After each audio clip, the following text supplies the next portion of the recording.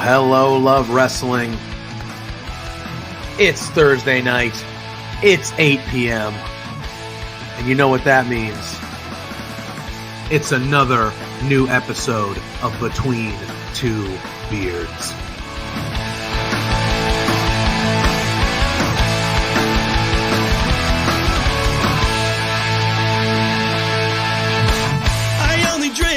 Can we start off with the biggest news of the week? The Rats lost!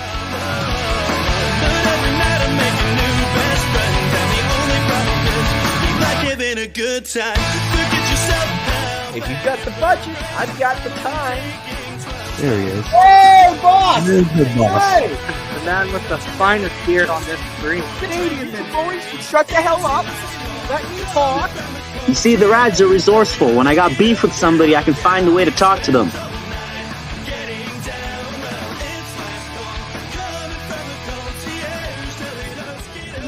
Listen between two beers.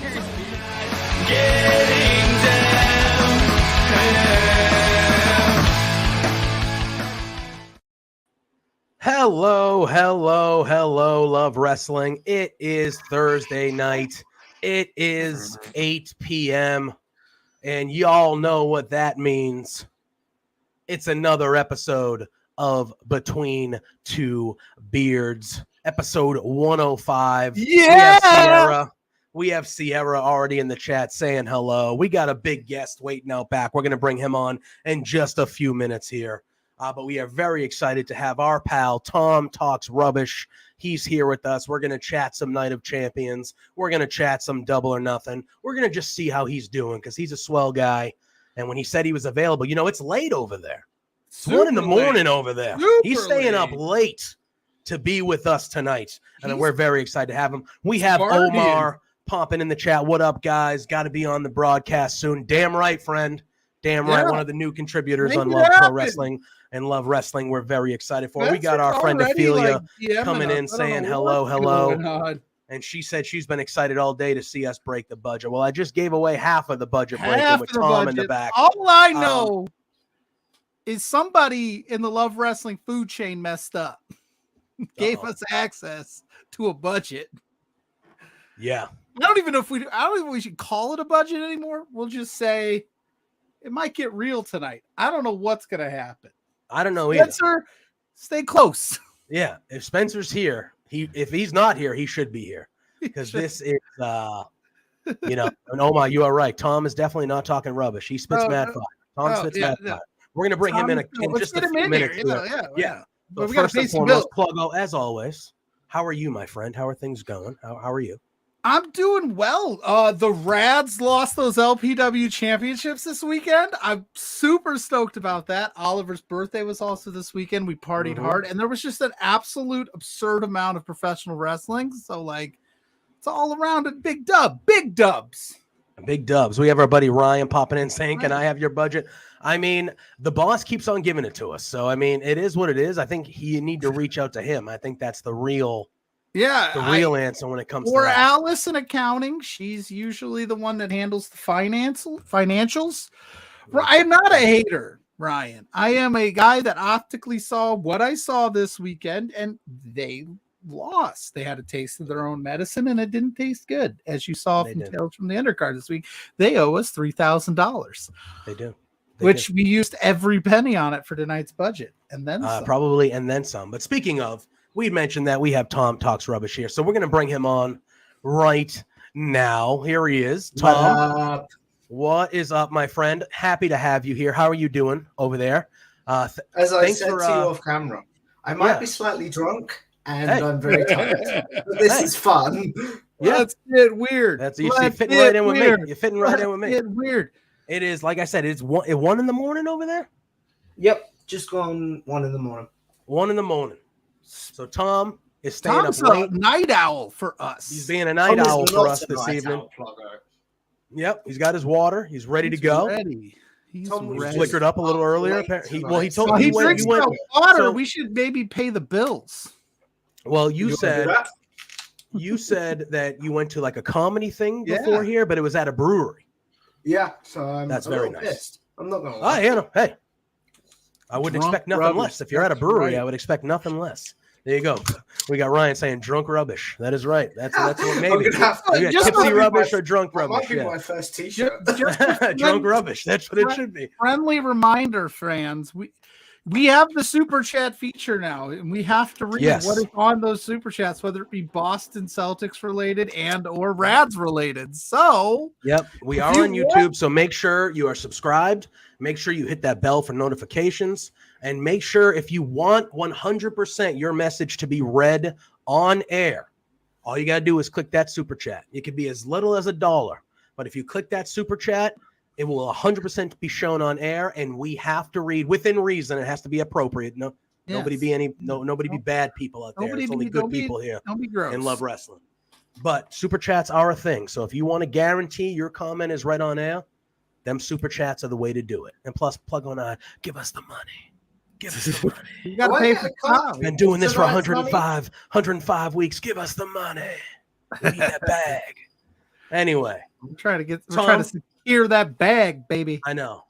All in all, it's been a little bit since Pluggo and I have talked to you. Obviously, we stay connected on the social medias and stuff like that, but it's been a while since we've talked to you in person like this. So how are you doing? How have things been with you? Very busy. Like, good. I don't know if I told you about that I was toying with having an editor last time I was on. I think I did. Yeah. Yeah. But now I've managed to hire Jeffrey full-time to basically do the good stuff, the big stuff on my interviews. Like, you guys know I have a segment called Generic Questions, where I ask the generic interview questions, like someone's favorite match, pay-per-view, etc. And now Jeffrey will add pictures of them, and he adds pictures of the content they want to be remembered for. I've hired a thumbnail designer now. Shout out to Billy, by the way. If he's watching, shout out to both of them if they end up watching. Because they're both good dudes. And we have I had to open my big mouth. For you to read. You opened your mouth. You opened your mouth. But we want to thank Ryan Sullivan, Sully, for the super chat. Pluggo, you got to read that, man. From the Mark Order Pod. It says, for Pluggo to read. And again, this is a super chat from a fan. I'm just reiterating what they wrote. My feelings and their views are not the same, maybe. They're not connected. But it just says, I'm sorry to the Rads for not appreciating their value. There it is. You know what, Ryan? I do appreciate the Rads' value. The value of them taking a pin in every match but one at LPW 15. Somebody's got to lay down for the true talent, and they did that. Wow. All right. I read it. Pluggo is never going to be the bigger dude. He's never going to be I'm always the bigger dude. It's just going to keep going. It's going to keep going. This is American. I try. So I don't know what's going on. You have to understand my quarrel, Tom, is that I'm in the middle here. I'm in the middle. I always will side with Pluggo. If it comes down to blows, if it comes down to a match, I'm with Pluggo till I die. But I am not the instigator. And these guys come on, they're always talking crap about Pluggo, but then they tell me how much they love me. And I understand why they love me. They think you're just so swell. They do. I don't get it. It makes me stuck in the middle. I feel like I'm old, I'm hurt, and I work with children. I feel like what needs to happen is we all need to get into a room and we talk it out. This out because you got to talk it out. I feel like there's apologies that need to be spewed on both ends. Why is it got to be just me? But speaking of that, I am tired. I am old. I am sore, and I do work with kids. I'm the only one that's allowed to be tired here. It's very early. I know it's 1 a.m. there. We shouldn't be talking. CM Punk. Yes, I figured we'd start there. We've all known that this has been something that was going to happen. It's been rumored, reported. We all knew that, this was most likely going to happen. But last night on Dynamite, Tony Khan had yet another special announcement. about Collision, and he officially said that starting on June 17th, Collision will feature one Charles Montgomery Punk, CM Punk. Ophelia says, "Oh my God, I thought you were announcing Punk was your guest." I'll tell you what, Ophelia, if CM Punk was going to be on this show, me and Pluggo's lives would be changed immediately. Immediately. You said about breaking the budget with me, but really all you have to do is buy me a Nando's. You may not know what that is in America. So now that we know it's CM official, Punk showed up on this program, the world would end. I would kiss the rat. I would bow to the Rads and kiss their feet. Well, I was going to say he was forever kiss the Rads. A Rads. I'll kiss him. I'll kiss T.Y. Jackson that's right fine. on the mouth if CM Punk showed up on this show. I'll do it. I don't. That's fine. That's fine.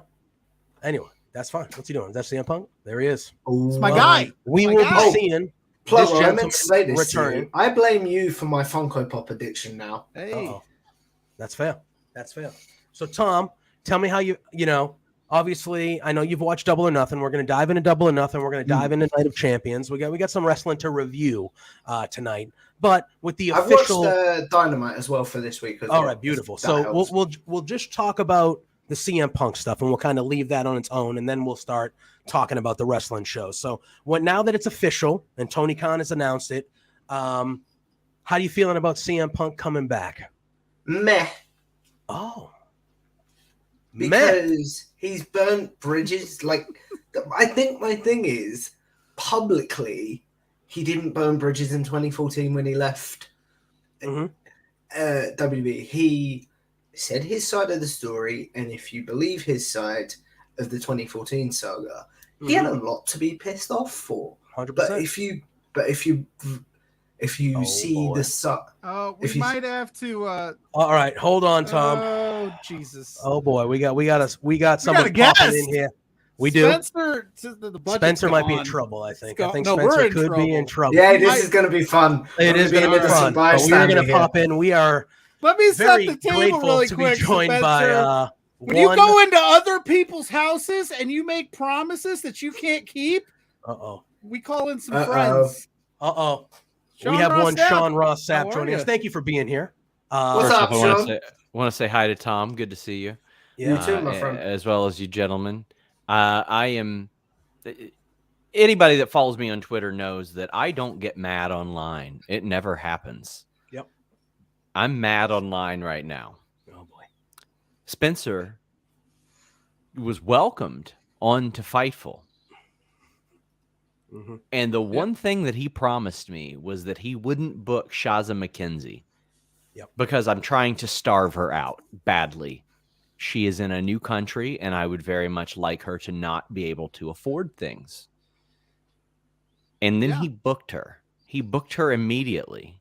It was announced right before the last event even ended. That's how quick it was. Literally, he got off air and he was just like, what, did he just reach out to her right then and there? He comes into your home, Sean Ross Sapp, your home over at Fightful. Tells you to your face he's not going to do it. Then he does it.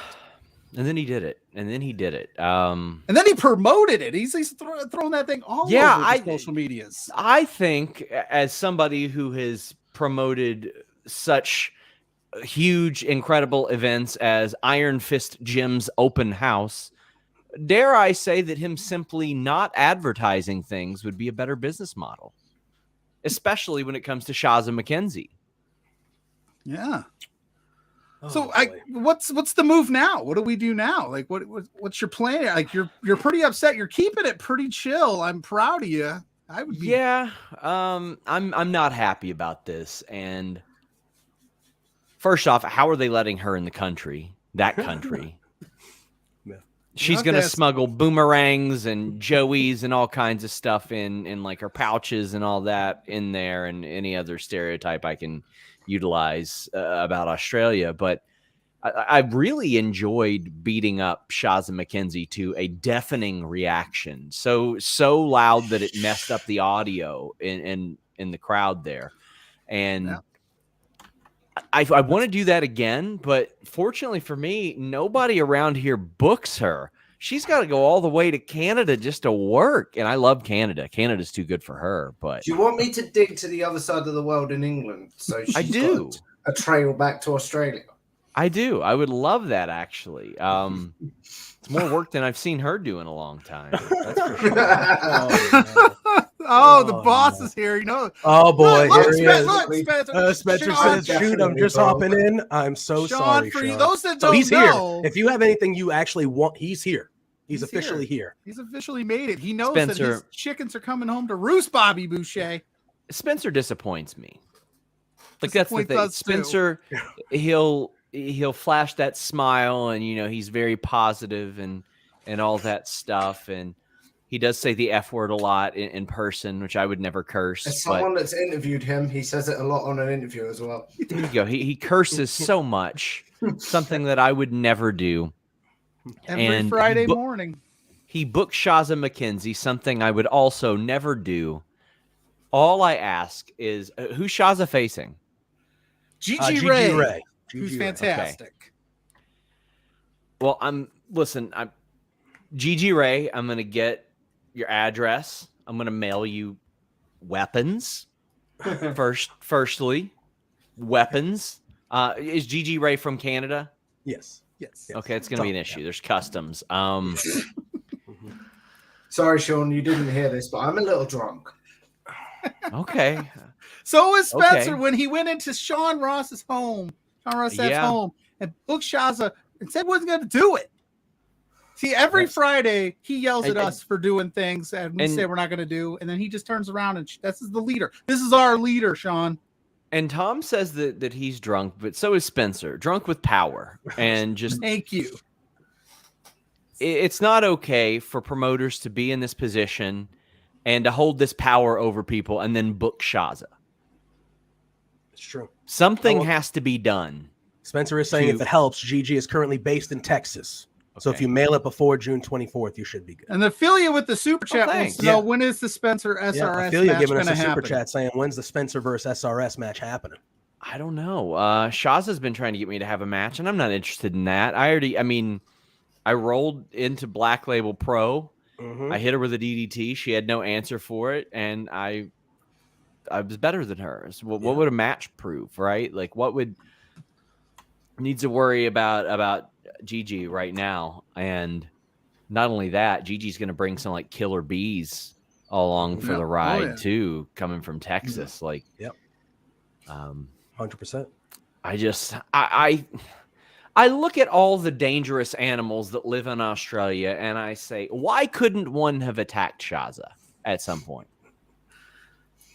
What did I do to deserve her not being attacked by a wild animal? There's so many poisonous things in Australia when you think about it. Like so many. Including Shaza herself. She's being incredibly toxic, you would say. She's coming on over here. I mean, it's not quite stateside. It's just above the 49th parallel. How do visas work? Can I get her deported? I want to know who Spencer's talking to, how he pulled this off, to be honest with you. He always talks about this budget, then he just frivolously books people. Yeah, this is the most disappointed I've ever seen you. Yeah, literally, you can just sense the disappointment. I agree. At this point, I thought that the embarrassment of getting beaten up by me would be enough for people to just not book her, right? Like, there he is. She's very clearly feeding me news about everybody's career. So why would you book her then unless you want all your news and information to get out? She's absolutely doing that. I'm not saying that to make her look bad at all. And now they're booking somebody who can't even beat up a keyboard warrior. I've been called all these things, but one thing I am is better at wrestling than Shaza McKenzie, and I was able to prove that, fortunately. Yep. I don't know. This is Pluggo. I'm wearing a hoodie because I'm downstairs and I'm repping the University of Kentucky to try to lift Sean's spirits because Spencer has crushed him. I know. His Cincinnati Reds have been whooping my Red Sox these last few nights, so that's been pretty good. Yeah, that's been nice. I didn't expect for that to happen, but still sell the team. Sell the team. John Calipari gave a rah-rah speech on Twitter today, and I ain't buying it. The Bengals had more postseason wins this year than the UK Wildcats have had in 4 years, which should not be a thing that happens. Yeah. I'm disappointed. I'm very disappointed. I can't go to Canada this year. I've got travel booked everywhere else. So I can't make it to Canada. Thankfully, not for this show, because even though I've wanted to attend one of these shows, I don't want to now. Yeah, June 30th. I can't blame you. I can't blame you. Off, huh? You're not going to. I mean, like, it's one thing to book somebody. Yeah, go ahead. No, please go ahead. I was going to say it's one thing to just book somebody, but when you look at someone in the eyes, and you say, I'm not going to book them, and then you book them, I mean, that's 100 times worse than just booking them, you know? I mean, definitely, I think Spencer, I think Love Wrestling definitely fell below NWA and Control Your Narrative in my power rankings. Oh, boy. Okay. For sure. I mean, all you have in this world is your word. Yeah. And that's where we're at. You're judged on your word. That's what it is. We brought you in because I know you wanted to get, you need an outlet to talk about it. He's going to duck you. He's not going to have you on his show. So we're going to bring you on the flagship here at Love Wrestling. We're going to talk this out. And I know that he's going to pay for it. So it's even better. Yeah. Yeah. I don't do anything for free. Well, I did Tom's show for free, but Tom's cool. Because Tom's the same. Tom's cool. Yeah, Tom's great. 100%. But yes, please put me over more. Yeah, Jimmy Van has never done an interview about Fightful, and he did one with Tom. So, which, by the way, drops in a week today. There you go. There we go. So Tom's over here slumming it with us tonight. Yeah, Spencer says he can take a lot, but he won't take that. So I think the NWO in Control. That's tough. That's tough. That's a tough sled. But I mean. Ouch. That's what happens when you hurt somebody. You lie right to their face. I mean, you can't expect them to come on and say nice start things. Mending these fences, Spencer. What would it take to get Spencer back in your good graces? Excuse me, guys. I'm just going to put a fan on. It's very hot. Me? Okay. Well, what would it take? What's the number? What's the figure? What's the? I just saw something as I scrolled my phone. I don't follow this outlet, but you know what? I think it's a comparable idea. It's from TMZ Sports. It says, Bam Margera threatens to smoke crack until he's dead unless he sees his son. I think something comparable to that would be reasonable. Okay. I want Spencer to smoke crack. Oh, sweet God. A lot of crack. Oh boy, who's this? This is shoot! This is turned into. Explain yourself, Spencer. I'm here to start mending these fences. You got that crack pipe ready, huh? Whoa, that's 0 to 60 real quick. It just got on here. Welcome to Between Two Beards, Spencer. I didn't even set up. I was out walking my dog, who, by the way, I foster failed on. Very excited about that. Got a brand new puppy. Rip, do you want to make your Love Wrestling semi-debut? He don't speak English, Spencer. He's a dog. You don't even know. You've never met him before. Technically, dogs speak English. You haven't seen Guardians of the Galaxy. Okay. The dog in for the sympathy vote. I wanted to hop on, and I wanted to both apologize to Sean, because Sean has earned that.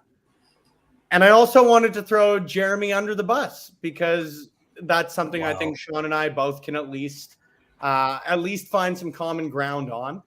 And at the very least, Jeremy did know within minutes of you hopping on that stream that I had, in fact, booked Shaza McKenzie. Oh, no. I definitely didn't know before that. But anyway. No, not at all, Sean. But by no means did you know anything before that whatsoever. Yeah, and that's not what we're here to talk about. We are here to talk about the fact that Jeremy did know and obviously didn't inform you. It's Joel Pearl's birthday, but I feel bad throwing why were we even bringing that up first off? Listen, if there's one way you can get in my good graces, listen, there's one person I like less than Shaza, and that's Joel Pearl, and he's held my Fightful championship for like 3 years now. I wouldn't mind Shaza winning that as opposed to Joel, because at least then I know it's somebody who that's an easy dub for me in the future. Here's the thing, Sean, is if I book Joel Pearl, he'll have to get a payday out of me. Which, no, not really. I don't know. I don't know where you wait. Trust me. He works here. He doesn't. Oh, we're good. We're good. I can write it off, or you can write it off as a charitable donation. We're set on that. There you go. However, and again, just but you did say you weren't gonna book her. That is true. Well, like I'm Pluggo trying to gloss over that fact. Sean, I will be in Toronto at the end of the month. If you'd like me to beat Joel Pearl for the 1, 2, 3, I can take that Fightful Championship, bring it to Edmonton, and I'm happy to take a finger poke of doom for a payday, so to speak. We'll talk about that. We'll see if we can make that happen. Wow. I'll slide into your DMs. We'll see if we can make that happen. You don't even need to lower yourself into sliding into mine. I'll slide into yours.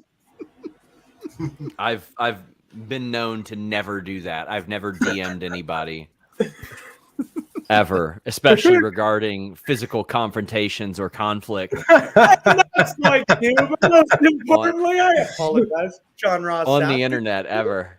Lots of love to you, my friend. Tom, good to see you. Thanks for hopping on. 2 beers. So this crack pipe. Where's the crack pipe? Can we please see a video of this? Listen, I know what Spencer's going to say. He's going to say, I booked Shaza. How much crack do you think I have left to smoke? It very clearly already met those terms. It's true. Oh, well, you bump up, like you take the American to Canadian conversion rate, and like that price goes way up. Different level. I will say goodbye. Rip, can you say goodbye? There's Rip. Oh, doggy. Look at that flappy-headed Canadian dog. Oh, he's ready. Hey, these dogs are this. All right. It is rather cute. You got some work to do, Spencer. I don't know if you I got still- anywhere here. Plenty of work. Plenty of work. Dog's like, I'm not your good boy, buddy. See you later, Spencer. Appreciate it. He's like, I'm gonna go ahead and just book the other guy you don't like either. Oh my god. Anyway, Is he trying to dig a deeper hole? Yeah, I think he brought the dog on for sympathy, 1,000%. That's what I'm saying. didn't work. That's a sympathy move. Yeah. 100%. Didn't work, but I think he was trying to mend, but he might have dug himself a deeper hole. I'm No, not it sure. didn't work. It didn't work. Yeah. But I want to thank you guys for having me on Of and course. for Thank you for being here. Listen, we knew you needed a shoulder or an ear. So We wanted thought, to it's better to let things out than keep them in. So we wanted to at least offer the platform, and we were gracious that you accepted. We know Thursday's usually because as soon as night we free saw for the you, so we announcement, appreciate we it, knew so. we knew you were hurting. Yeah. We're here for you, I Sean. was. I still am, and I think I always will be, but I appreciate you guys. Thank you. This Absolutely. therapy Thank you hour is again. always yours, Sean Rossap. Thank you, sir. Thank you for hopping Take on. care. Appreciate you, friend. Peace. Wow. There he was. That was Sean Rossap. Well, that Sean Rossap of live Fightful. on Between Two Beards. He's What a time. upset. He's What a sad. time. Spencer, that's on you. I felt like I'm just going to be like the one that doesn't know what's going on and be like, uh-huh. I thought you played that role very well, Tom. You were just You in did it. great. You were like, you did great, Tom. I'm going to drop in my drop-ins when I need to, but I'm here for the ride. We had no idea Spencer was coming on at all. I had no That was idea. not part of the But plan. then That was not again, part of he the plan. is the boss. He has He is, so access. he has carte blanche to do whatever he wants. Let's be real. Like I said, I did feel bad for plugging my Jimmy Van interview as he was No, plug because away. He while ended up he putting a was Nova. venting. No, he mentioned it first, and I'm sure he like he said, he never does anything for free, and he did yours for free. So that's what But he we thinks got about you, so. commenters in the house. We said, "What?" Ophelia asking what's even happening right now. Mrs. Pluggo saying that we need a bearded dog co-host. Mrs. Yeah. Pluggo, I am that We have bearded dog. Sullivan saying, I heard about a promoter paying in Bobo versus pay Joel that. Ophelia was excited to see Rip. We got Rip, Bebe popping Bebe in in saying, the hey, house."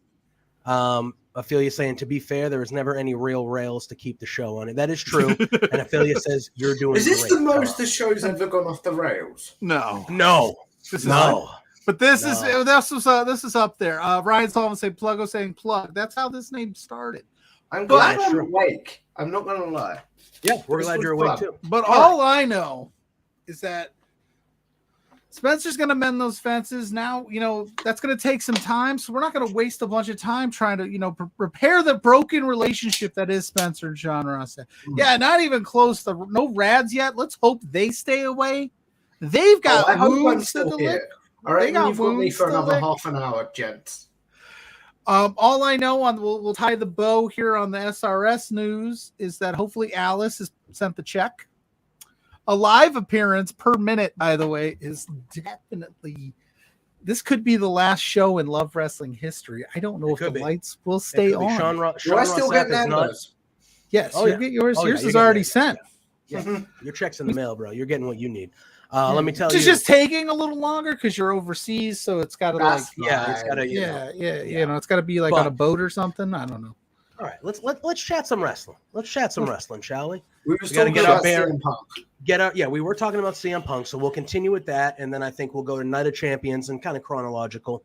Night of Champions, Double or Nothing, and then we'll see where we're at. But yes, so you said you were very meh, and I get it. You said that. So in WWE, when he left in 2014, he didn't really burn a ton of bridges, but he gave his piece, his side of things.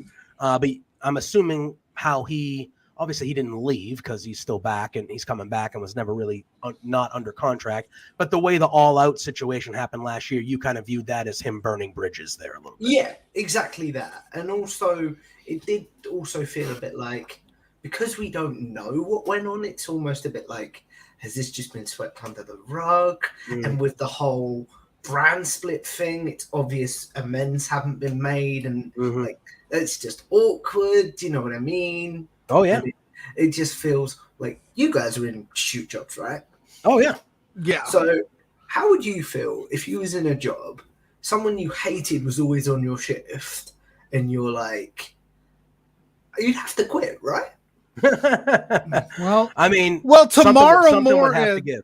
tomorrow morning when we step into Spencer's office, we might be looking for jobs in the podcasting world. But yeah, no, I can imagine everyone in that locker room is excited about him being back.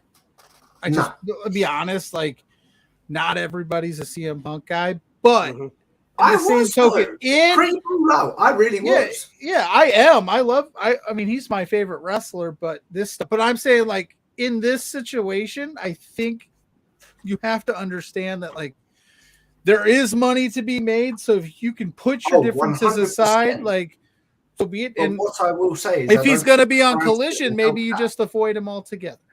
I just don't think a brand split will help that, because what are they going to do for pay-per-views? Yeah.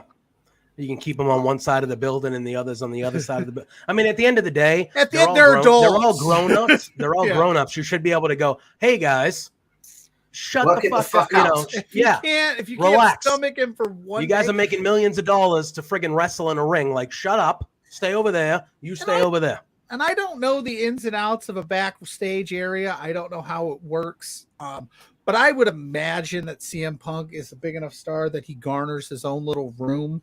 And I have to imagine he probably is. He could get a bus. He could afford a bus and stay on the bus until it's hot. There's ways to get around it, you know? He's not in the locker room arm in arm with like. We may not get Kenny Punk. That's the only thing. Yeah, and that's the thing. You hope down the line they do, because there are, Kenny versus Punk one-on-one is a match that I desperately would want to see. And FTR and Punk versus the Elite is the match that, to me, right now, your biggest money match that you could make in AEW is FTR and Punk versus Kenny and the Bucks. That is the biggest money match. People will be going ape shit over it. That's the match. That has to be something they're angling for Wembley. Yeah, maybe. But I hope so, because I might be at that show. There you go. That's in Tom's neck of the woods over there. I would have. Oh, baby, go ahead. No, you can finish your thought, and then I'll read a plug. No, go ahead. It's already up. Baby said, "Have you guys already discussed the cheers versus the boos after the announcement?" We're gonna get there. That was going to be my next point. I was just gonna say, like, I think this could be one of those situations where Tony Khan's like, "Look, let's just get him back in the building. Maybe he can change. We can be the ones to change him. Like, maybe it'll be good." He's I don't know if unfortunate's the word, but he's definitely worth the risk in sense of, I know what you mean. Like, it's either going to blow up in your face or it's going to be a resounding success, but it's one of those you have to shoot the shot, unfortunately. You have to. It's CM Punk. If you think he can change, you take it back. He's a sweetheart. When it comes to the cheers and the boos, and then I'll let kind of Tom say his point with it, is for me, look at Tom just said. He said, I was a CM Punk guy, and then All Out kind of, it made me go, And I think there were a lot of CM Punk people that, whether he was their favorite or not, I don't know, but I think there were a lot of people that were pro-Punk And All Out was one of those things that happened that was like, all right, how many times are we going to do this with this guy? I'm done with this guy. You know, I think there were other factors too. Changed. Yeah, it did. Last night they were also in California. They were in San Diego, and California's Young Bucks territory. So I can understand that there were boos in there, because if you're a big elite, big Young Bucks guy and you don't like CM Punk because of what happened, your allegiances are going to be made, you know? But Tom, I'll kind of let you, finish your point. But I think that's why we heard some cheers and boos, because there's a lot of people like you and I, Pluggo, and, that we're excited that Punk's coming back. But there's a lot of people that and I'm one of them. I'm still a pro Punk guy, but we were on here every week for a while after that. I was pissed off. Yeah. That way that he like that. Come on, man. My thing is, like, you didn't need CM Punk when you signed him. He's an awesome get. You definitely signed him. So then, like, he has a run early on. He gets hurt a couple times. You put the title on him, and then he pulls that stunt, and he takes his ball and goes home, so to speak. Yeah.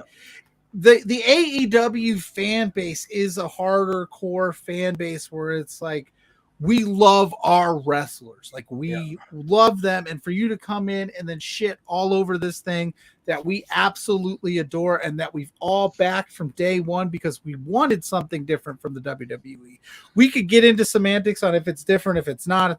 I'm just saying, like, this, and then you just shit all over it. There are probably a good amount of hardcore fans that are like, you know what? You don't want it. I don't want the drama here, because that was also the narrative after All Out, or the Brawl Out, was, oh shoot, AEW, bunch of children can't get along. Like, here's all this drama coming out. Moxley's on it, podcast saying, I've never been at a place that has more drama. It's CM Punk. Yeah. He definitely pissed off a lot of people. His WWE exit, that tells you there must be some problems. Yeah, 100%. So, and they did a lot of work. They did a lot of work to repair post Punk. There was a lot of groundwork laid, and I have to imagine there's a group of people that are probably like, I don't want to go through that again. Fool me once. I do think, however, you said about AEW not needing Punk. However, now I do think they need him. I do too. Because he has left a hole in AEW, and it's like, okay, I'll admit, I've not been as hyped around AEW, which I'm sure we'll get into in a bit. Oh, yeah, for sure. Like, don't get me wrong, but I'll give you a small preview. I thought Double or Nothing was a good show, but definitely you felt there was something missing. Yeah, I agree. And we will get into Double or Nothing, but first, I want to talk about the show that happened before Double or Nothing. It was on Saturday. Chronological, don't you? Yeah, well, either way. We have, on Saturday afternoon, we had Night of Champions, WWE. It was a nice time for the UK. It was nighttime for you guys over there. Lucky. It was although for us, though, 1 in the afternoon, beautiful. It was like 5 p.m. for us. So 5 p.m. Cool. So that's nice, too. That's a little earlier than what you're normally used to. When Monday Night Raw starts, it's what, 1 in the morning? I'd be watching a pay-per-view right now, right? I'll put it right now. True. But it was Night of Champions. It was from Saudi Arabia.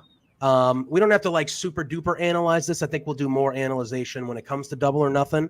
But I thought this was a really good show. I thought all the shows this past weekend were really good. We don't really talk a ton of Impact here, but the pay-per-view that Impact had was excellent as well.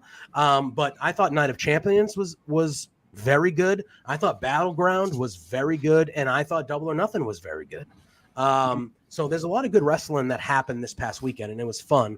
Bebe, before we get off the CM Punk thing, he says, I find it interesting that the first show is in Punk country in Chicago, and then it's multiple Canada dates, which is obviously Omega country. Yeah, it'll be. Here's my thing, though. And I know. I'm gonna change the script because we have no script usually. We probably, since we're talking AEW, we should just fucking talk about Double or Nothing. But my thing is, I think if we stick to a script, what are you doing? I know. Who am I? What kind show of is this? I think when we get the boos and the cheers, I think they're going to lean into it. Like, I would not be shocked if shortly after, he's going to get the big comeback cheers. They're going to be in Chicago, but I'd love him to go heel. Honestly, I'd love him to go heel. Yes, I think he should go heel pretty shortly, if not immediately.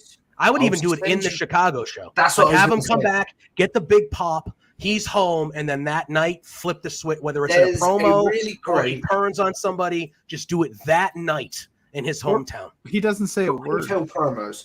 There's a Yeah. really good heel promo that CM Punk cut in I think it was talking of Night of Champions. I think it was Night of Champions 2010, which was in Chicago, and he shit on the Chicago crowd, massively. So he can do it. He can do it. I will send you the promo if I can find it tomorrow. Yeah, and I will just be like, if Punk doesn't cut this sort of promo, I will be very upset.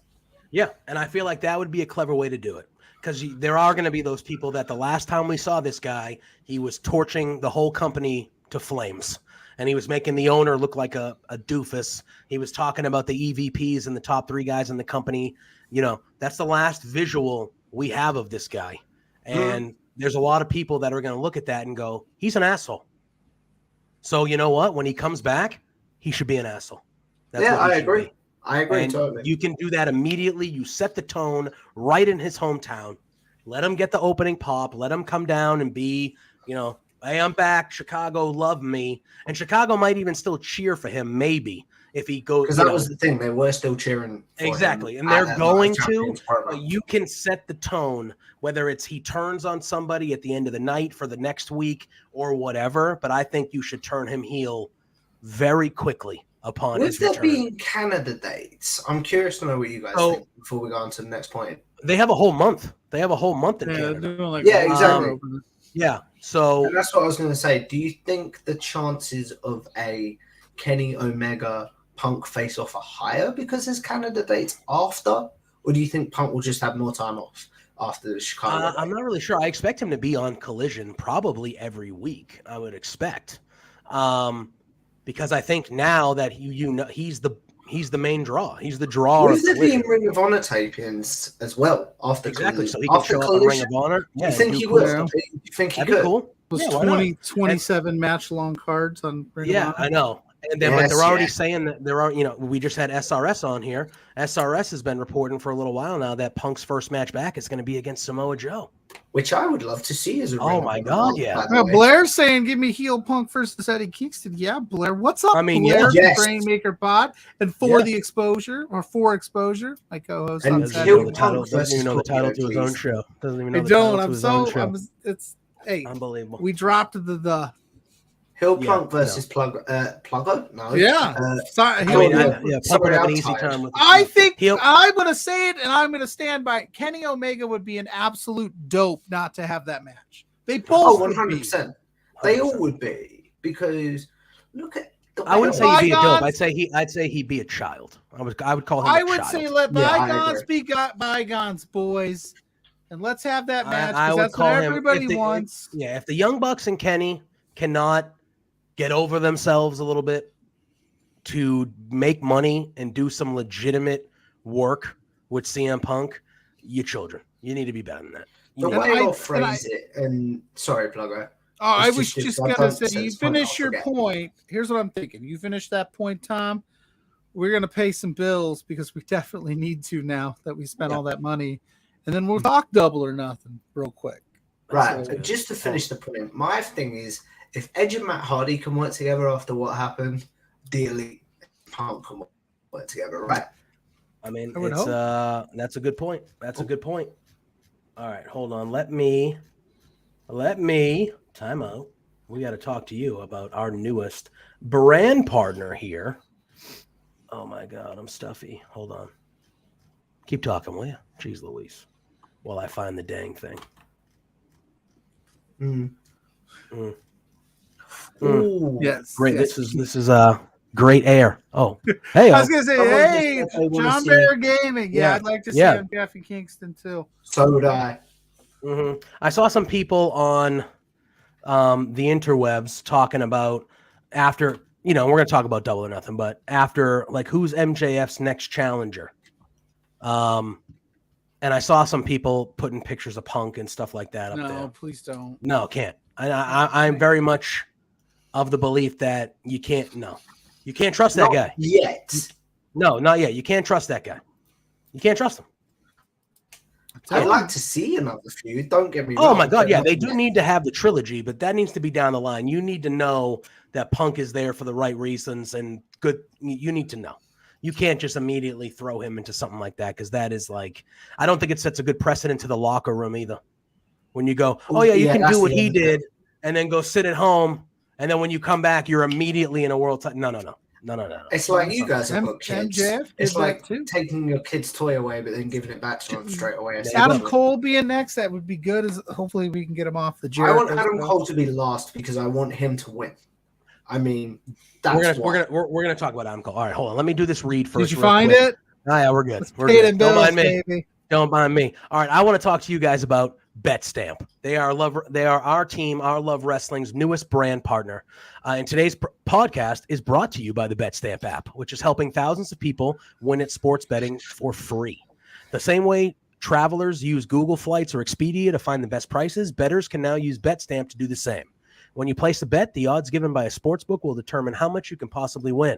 Even when betting on the same outcome, different sportsbooks will offer varying payouts, and these differences can be huge. Thankfully, BetStamp allows you to easily line shop for the most profitable odds across all sportsbooks. You can click on any matchup and instantly see all the different odds for game lines, player props, and even future bets. Line shopping is the simplest way to find an edge in sports betting and maximize your chances of winning long term. On average, BetStamp users win an extra $1,000 plus yearly just by this line shopping feature. You can find the BetStamp app on the Apple Store, the Google Play Store, or through your browser at www.betstamp.app. That is www.betstamp.app. To access all these benefits, sign up using the promo code that you see on your screen right there, Love Wrestling, and start your journey to successful sports betting today. If you forget to use the code upon sign up, do not be scared. You can always enter our code in your BetStamp account settings afterwards. So go please check out BetStamp at www.betstamp.app or on your Apple Store or Google Play Store. And hell yeah. Boom. Pro. Paying the bills. That's how we do it. We got to pay the bills. Paying the bills, baby. Because we got to pay. That was a brilliant ad read, by the way. Thank you. I know. I kill that. I'm just like. And listen, there's other ways that you can help out. That would be amazing. You go to betstamp.com. Super chat. Put in that super chat us. Guarantees your statement gets read on the air.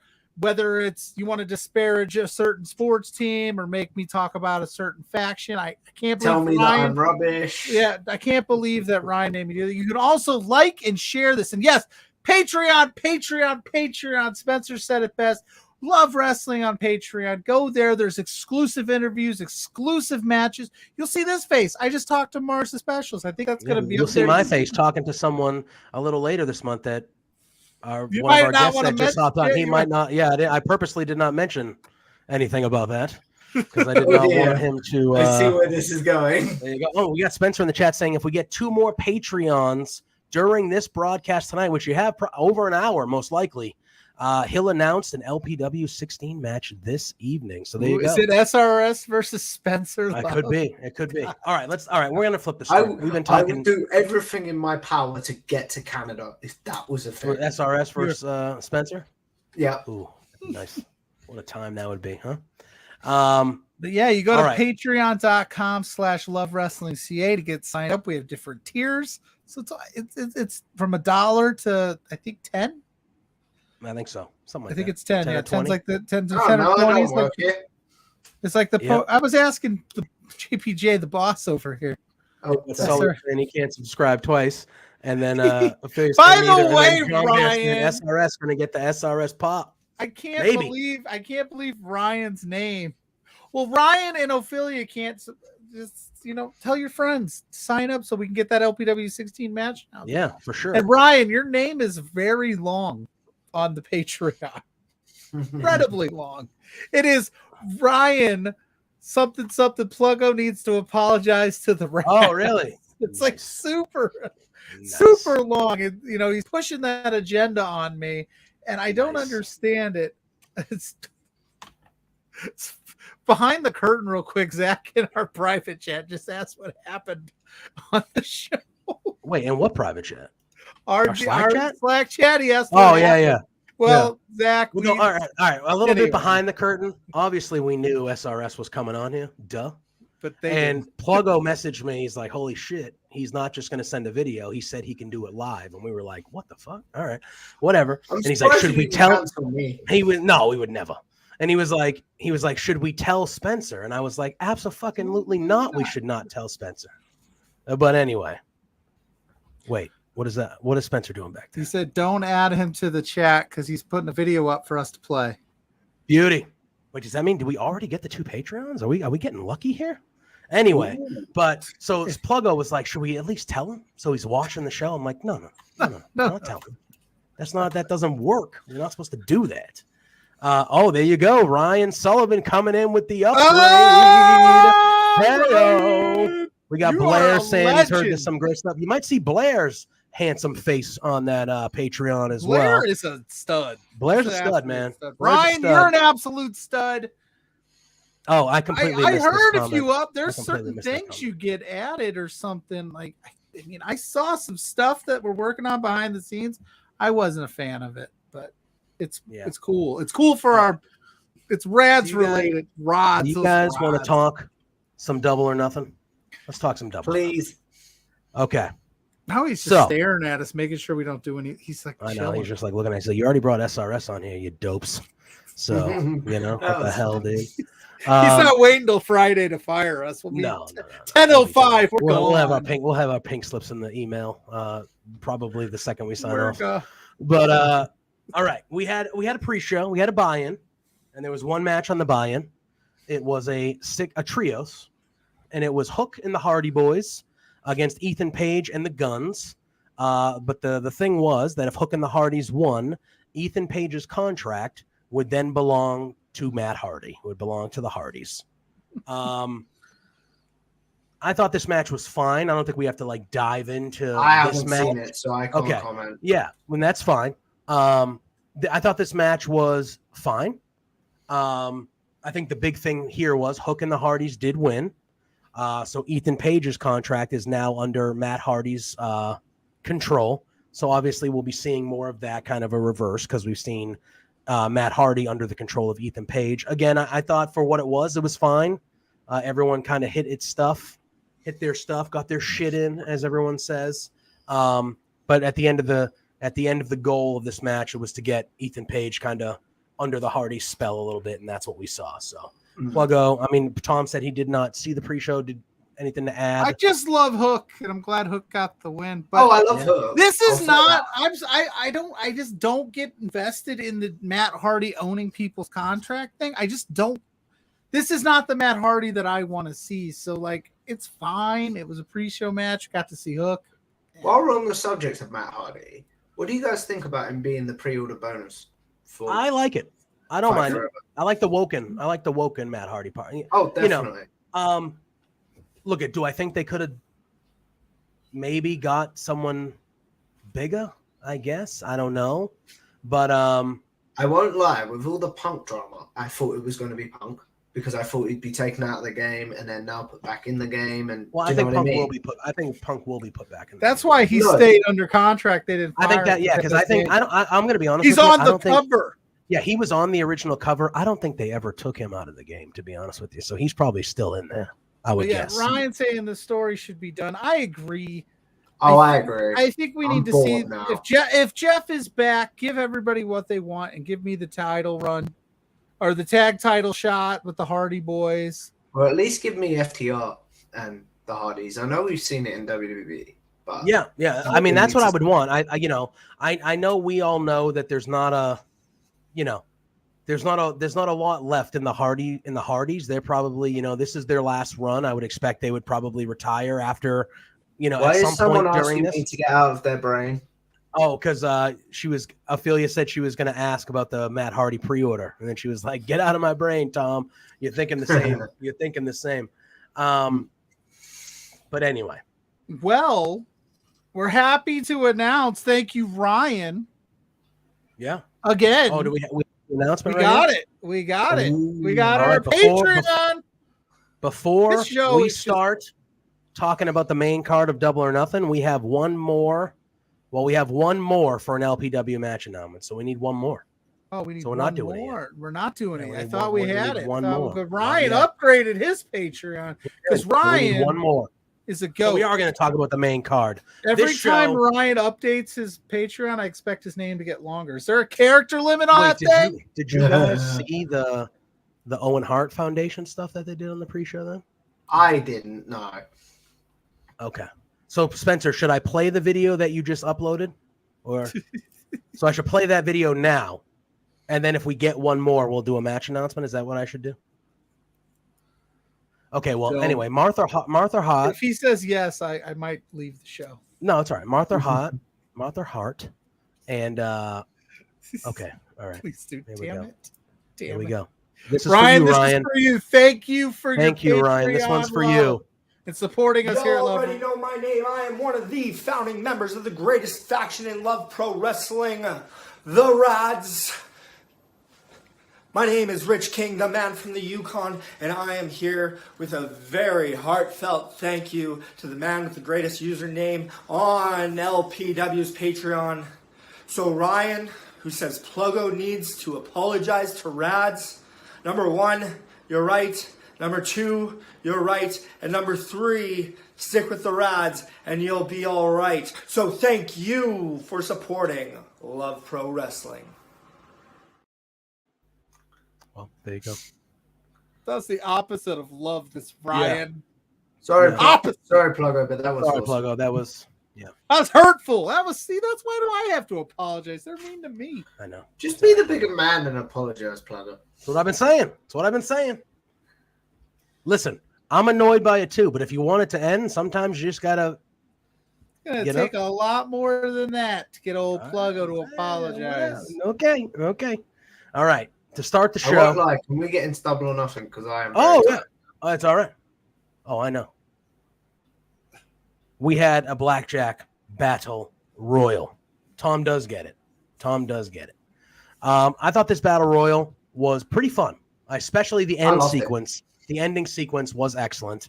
But I liked how they created stories throughout the battle royal. There were 21 people in it. I'm not going to run through all the names, but I did think there were some standouts. I thought Big Bill was a big time standout during Do this. more with Big Bill, please, AEW. Yes, He's I great. agree.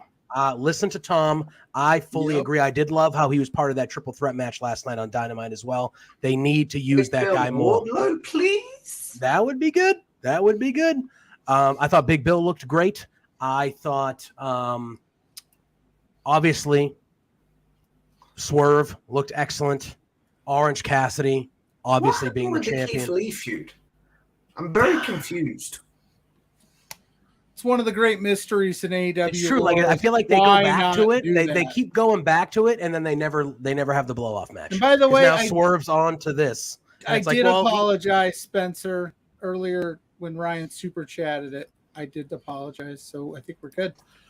But yeah, I don't understand it either because it's like it's the match that like everybody keeps asking for and wants to see, and Yes. he keeps like dancing around it. But I will say, Swerve in the international title picture, like sign me up for that. Him and Orange definitely. Cassidy, like Is I'll he do that all injured, day. Keith Lee, maybe. Is that Who what is it it? No, I Keith just Lee. No, I don't I'm think just so. not sure why he hasn't pulled the trigger on putting that like on the card. I don't know. Yeah, me neither.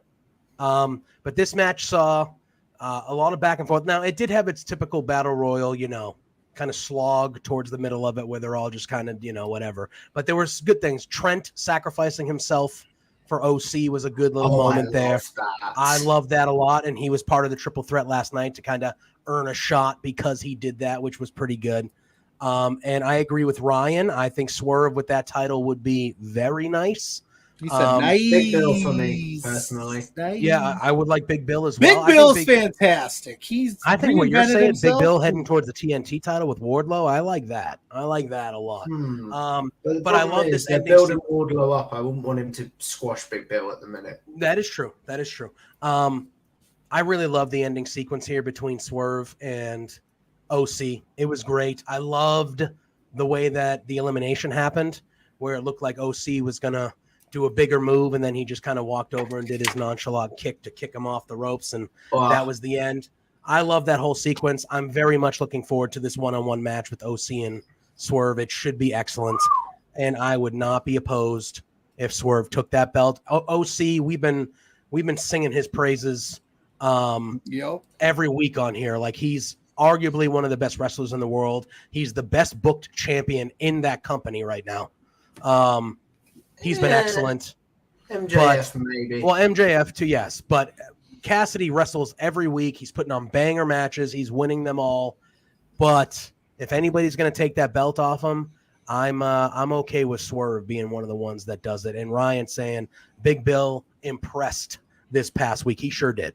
He sure did. That's one thing I will say about Orange Cassidy's title defenses. Everyone that he's fought, I haven't been opposed to any of them taking the belt off him. I'll say that.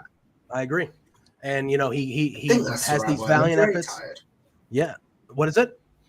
Oh, no, it's late. How, you know, I think that's the right word. Yeah, 100%. All right. I gotta see what your opinion, Tom, is of this next match, because this match did not do it for me. Me neither. It was Chris Jericho versus Adam Cole in the unsanctioned match. Yeah. I love Adam Cole. I think Adam Cole should eventually be the guy who takes that belt off of MJF. That's how I feel. But this match was not it for me. I thought it was slow. I thought it was boring. I thought the finish was bizarre. I thought the best part of this match was when Britt Baker came out and started beating the crap out of Jericho with the kendo stick. I thought that was the best part of the match. I can't really add anything. I agree. Yeah. But the only thing I will say is I did not like its placement on the card, because we have seen non-sanctioned, not that I wanted them to main event, like, let's make that clear, but non-sanctioned matches happen at the end of the show. The lights go out and stuff like that. And I really felt like this match hurt is prestige ain't the right word, but I know what I mean. Oh yeah, I know what you mean. Of the unsanctioned match. Because think of the other two, or am I missing any? Well, you had the Anarchy in the Arena is basically a no holds barred. So you had that. Well, you had a ladder match lights out. I think we're talking this card. Kenny. Mox and Kenny were unsanctioned. The unsanctioned stuff. Britt and Thunder Rosa were Thunder Rosa when I'm shaken because Thunder Rosa took the L, but it didn't count. Yeah. So there's been 3. This was definitely by far the worst. Yeah, and what I mean is, especially with its placement on the card, I definitely thought that it would be, I don't know, like it could have been a no holds barred. Because now when I hear the words unsanctioned, I'm not going to be as hyped as I was after I heard the Kenny unsanctioned or the Britt and Thunder Rosa. Do you know what I mean? Oh, I definitely know what you mean. And I think the fact that there were so many other matches on this card that were that had stipulations and kind of were the same type of match, that it hindered what they could do. You know what I mean? Like, have you done the last man standing match yet? I don't remember. I want to say they have, but I'm not 100% positive. My biggest fear in this match happened, and I talked about it last week when we had Mike from Indeed on. So shout out to that guy. I love that dude. Rules. That guy's great. I said this needed to be a definitive Adam Cole victory. Let's not mess around. Let's just give him. I know it's unsanctioned, so it doesn't count. But what did you do? You ref stoppaged it. It wasn't a great match. They didn't have the best chemistry. And then they ran back the mixed tag on Wednesday. Well, I thought the mixed tag last night, that should have been the pay-per-view match. That match was good last night. I agree. They should have just put that on the pay-per-view. I said it on Twitter last night. I said this should have been the pay-per-view match. Was this mixed tag? I thought that was fun. I mean, and I like both guys. I think Jericho is still great for his, what he's doing, and this match did not click. You got Bebe saying it was a horrible match. You got Ophelia saying, considering they talked about this match potentially opening, that would have been a big mistake. Yeah, I mean, it just didn't hit. So hopefully, we're moving on and we're getting away from this, because I do want to see Adam Cole continue but it's fine. I wouldn't call it the worst match in AEW history, though, which is what I saw people saying online. No, that's just in the moment, over dramatic in the moment type stuff. I think the worst match in AEW history for me was that dentist office match. That wasn't a that was pretty rough. That was pretty rough. I do remember that. Now I want to rewatch that. Right. We then had the AEW. This match had no business being as entertaining as it was. We had the AEW World Tag Team Title match. It was FTR defending against Jeff Jarrett and Jay Lethal. This match I had no interest in. I was like, eh. And you know what? It was actually pretty friggin' entertaining. I thought. Are we sharing the same brain? Because we might be. We might be because I had zero expectations when it came to this match, and when the match ended, I was like, "That was actually kind of fun." And this is going to sound very strange. Karen this Jarrett is my slipped first and fell exposure. after the chair shot or the guitar shot. True. This is my first exposure to Karen Jarrett because I was never a TNA guy. Yeah. Well, so you saw her hit a referee over the head with a guitar. That's what you saw. That was fun. That was fun. Over the head. And Aubrey wasn't on Dynamite last night to sell that shit. I loved it. Was that why? Yeah, I'm assuming. I don't know. Talk about nuclear heat. That crowd sucked, but when you hit Obs, man, that crowd was not having that. I think that was my other issue with this pay-per-view. The crowd was not there. Well, my thing is, they definitely did as we go. The last two matches, I thought the Jade Cargill, Taya, and the return that we'll talk about, I thought that really lifted the crowd up, and then they were hot for the Pillars and the Anarchy in the Arena. But before that, I feel like a lot of the discourse that was happening on Twitter was just like, what the hell is going on with the crowd? Like, I know this isn't the greatest event AEW's ever had, but they're giving you shit that you should be up and cheering for, and you guys are just sitting there on your friggin' hands. What are you doing? You guys would be able to answer this a bit better. Is Vegas a hotbed for wrestling in the US? Can be. It can be. I feel like the Double or Nothing's been there every year, and Double or Nothing has usually been a hot crowd. I just think now they did Double or Nothing every year there. They did All In was there as well. The first All In, they go there enough. No, that's not true. All In has always been Chicago. No. Oh wait, yeah. Never. It's always been Double or Nothing. What was I thinking about? I'm not thinking clearly. I'm worried about my job here at Love Wrestling. It's got me. It's a myriad of things, right? So like right now, for one, if we're going to be completely upfront, the economy sucks. Mm-hmm. So not a lot of people that's a luxury spend. It's a holiday weekend, so the prices are jacked up. Hotels are like $300-$400 a night. And they've been there every year. So and this card, if we're being completely honest, didn't have the same cachet as some in the past, but it wasn't a bad bunch of cards. It's just the build just didn't feel as big time. And like if you're someone, right? So like if you're someone like me, right? If you're someone like me, or even if you're someone from Europe and you're like, okay, I want to travel to an AEW show, my one big event of the year. Are you going to go to Double or Nothing when you saw this card and this build? Or are you going to wait a month and go, you know what? Last year, the best show that AEW put on pay-per-view was Forbidden Door. So, you know what? I'm not going to spend a shit ton of money to go to Vegas and go see Double or Nothing. I'll wait a month and I'll go to Toronto and I'll see Forbidden Door. If you only have one trip for the year that you can do, like realistically, like when you think about it and you look at the pay-per-views, like All Out and Double or Nothing are really the two big ones. But are they really all that different from each other? Like all the pay-per-views that AEW does, they make them big cards, big builds, stuff like that. This card was underwhelming. I think if you're going to pick a show that you're going to want to go to, I think you weren't picking Double or Nothing. Then you add it's a holiday weekend in the States. Like Pluggo said, weekend in the UK as well. There you go. So it's a holiday weekend.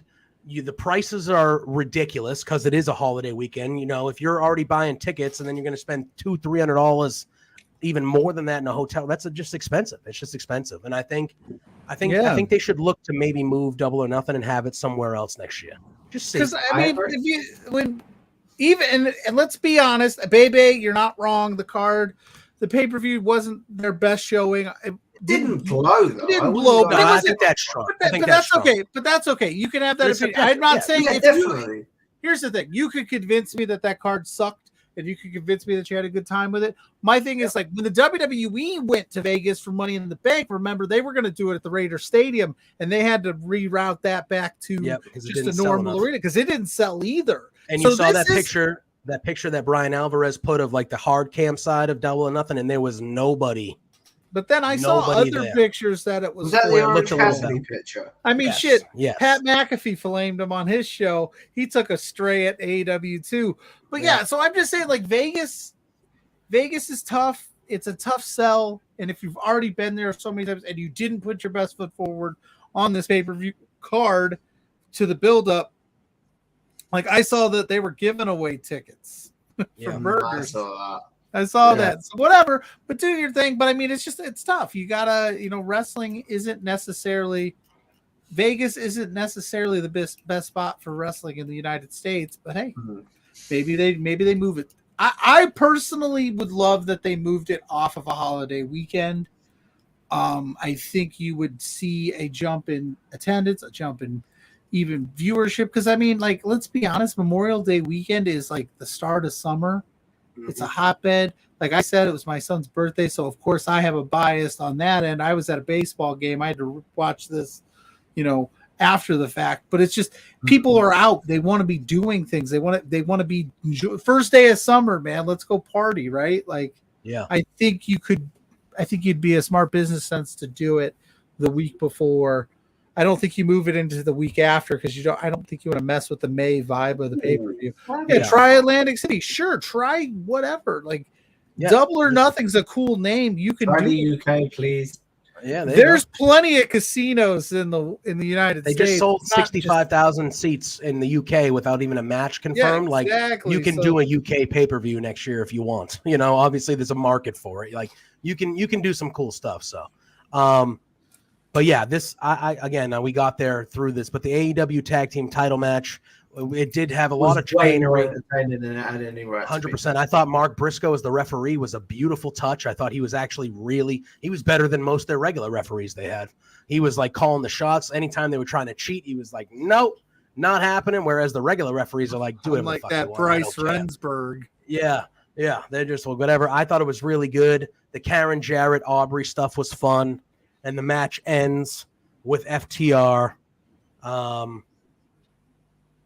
just hitting that big rig on Jeff Jarrett, baby, and getting the 1, 2, 3. But I do agree. I thought this match was a lot better. A lot better.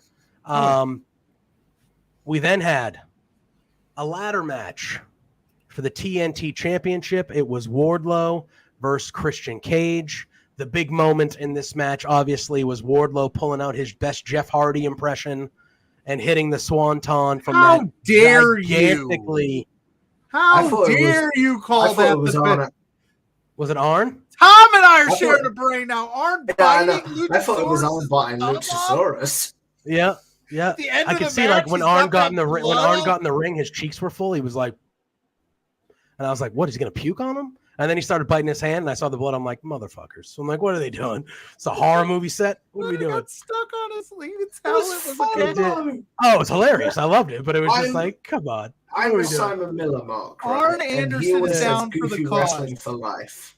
And I'm like, I love that sort of goofy wrestling. You need to find yourself someone in this life that has your back the way Arn Anderson has Wardlow's back. That dude has no business going up against a dinosaur, but he did it. Biting his finger off. That's what I'm saying. Technically, it'd be his claw if he's a dinosaur. Yeah, that is true. Technically an endangered species because he's the last dinosaur on Earth. There you go. I mean, I thought this ladder match was solid. I mean, like I said, the big moment. Yeah, it was fun. Christian is a master of the ladder match, and I thought he was really great. I love the turtleneck sleeveless outfit that Christian was wearing. I wanted Christian to win this match, but the way it played out, I was perfectly okay with the end. This was one of the matches that I was like, whoever wins, I'm a happy camper. Like, I agree. My only gripe. Go ahead, Tom. I'll let you finish. No. I was just going to say my only gripe was, yes, the spot was epic. The swanton off the ladder onto Luchasaurus. But my only gripe is if I'm Wardlow, why are you doing that to the guy that's not in the match? I know you got to take him out, but like, Christian's just over there, pops his head up. It was so snarky, and he's like, he just popped up. Yeah, but that's Christian's stick. No, I know. Trust me, I'm aware of Christian Cage. But Pluggo's not the biggest Christian not guy the biggest, there, not this iteration of He's Christian. better But than no, other than that, like I was just like, Wardlow, why are you doing that? You don't need to be. You need to be focused on the title. But it was a cool match. I had a lot of fun watching it. That was probably the most fun I've had watching a Christian Cage match in AEW in a long time. Yeah, I thought it was very good. I thought it was pretty very good. All right, we then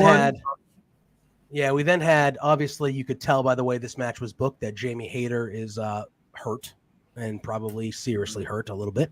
But it was the AEW Women's World Championship match. It was Jamie Hayter versus Toni Storm. And Hayter was attacked immediately by Saraya and Ruby Soho before the match. And I just hope she's okay for all. I do too. I mean, obviously she was okay enough to like do this. They went in on her. They did. They were hitting the shoulder. They were doing move so it is what it is. It's just a bummer. And there was they were very open about the fact that she was injured leading into it. They were like, no, she's hurt. But the way it went down, but the match officially began with Storm kind of booting her in the head after she got beaten up and kind of tossed all around ringside and into the guardrails and stuff like that. And there was just interference the whole time. It was a very, very quick match. At one point, Toni Storm hit the referee by accident or headbutted the referee by accident, and then Ruby Soho got involved and spray painted Hayter and things like that. Hayter did hit a ripcord lariat at one point on this match for a 2 count, a near fall, and then she went for a second one, but Storm slammed her into the exposed turnbuckle, and then we had a Storm Zero for the victory. That looked like it really hurt with the way she was thrown into that turnbuckle. It did. It looked very, very stiff, and then that led to a Storm Zero, and Toni Storm, for the second time now, is your AEW World's Women Champion. Obviously, just don't put interim on this reign, please. And I don't think they're going to. So I think that's why they did it. Yeah, I think so. And it's a bummer about Hayter because you don't want to see anybody kind of go through that. But Toni Storm was a good champion before. I think she actually raised the profile of the AEW Women's Belt when she was the champ before. So I'm happy for her, and hopefully we get a good little second reign here for her. It's just a bummer about Hayter, and like you said at the top, Tom, I hope it's nothing too serious because Jamie Hayter is excellent, and we are better when she is healthy and on our television screens. I want to see her versus Saraya for All In, personally. That'd be nice.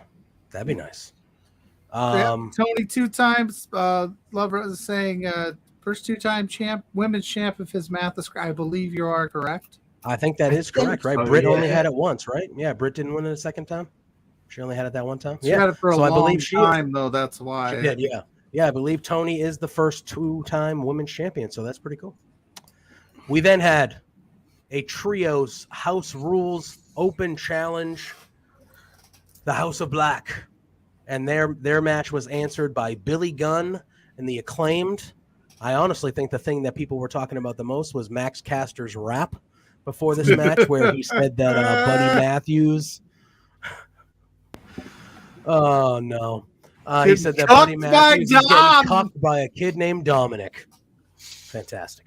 And then Rhea Ripley put on Twitter immediately after she was like, "Look, Dom, we're over on 2 shows, on 2 companies." I never saw that. We're over in 2 companies, and I was like, "Bravo, Rhea!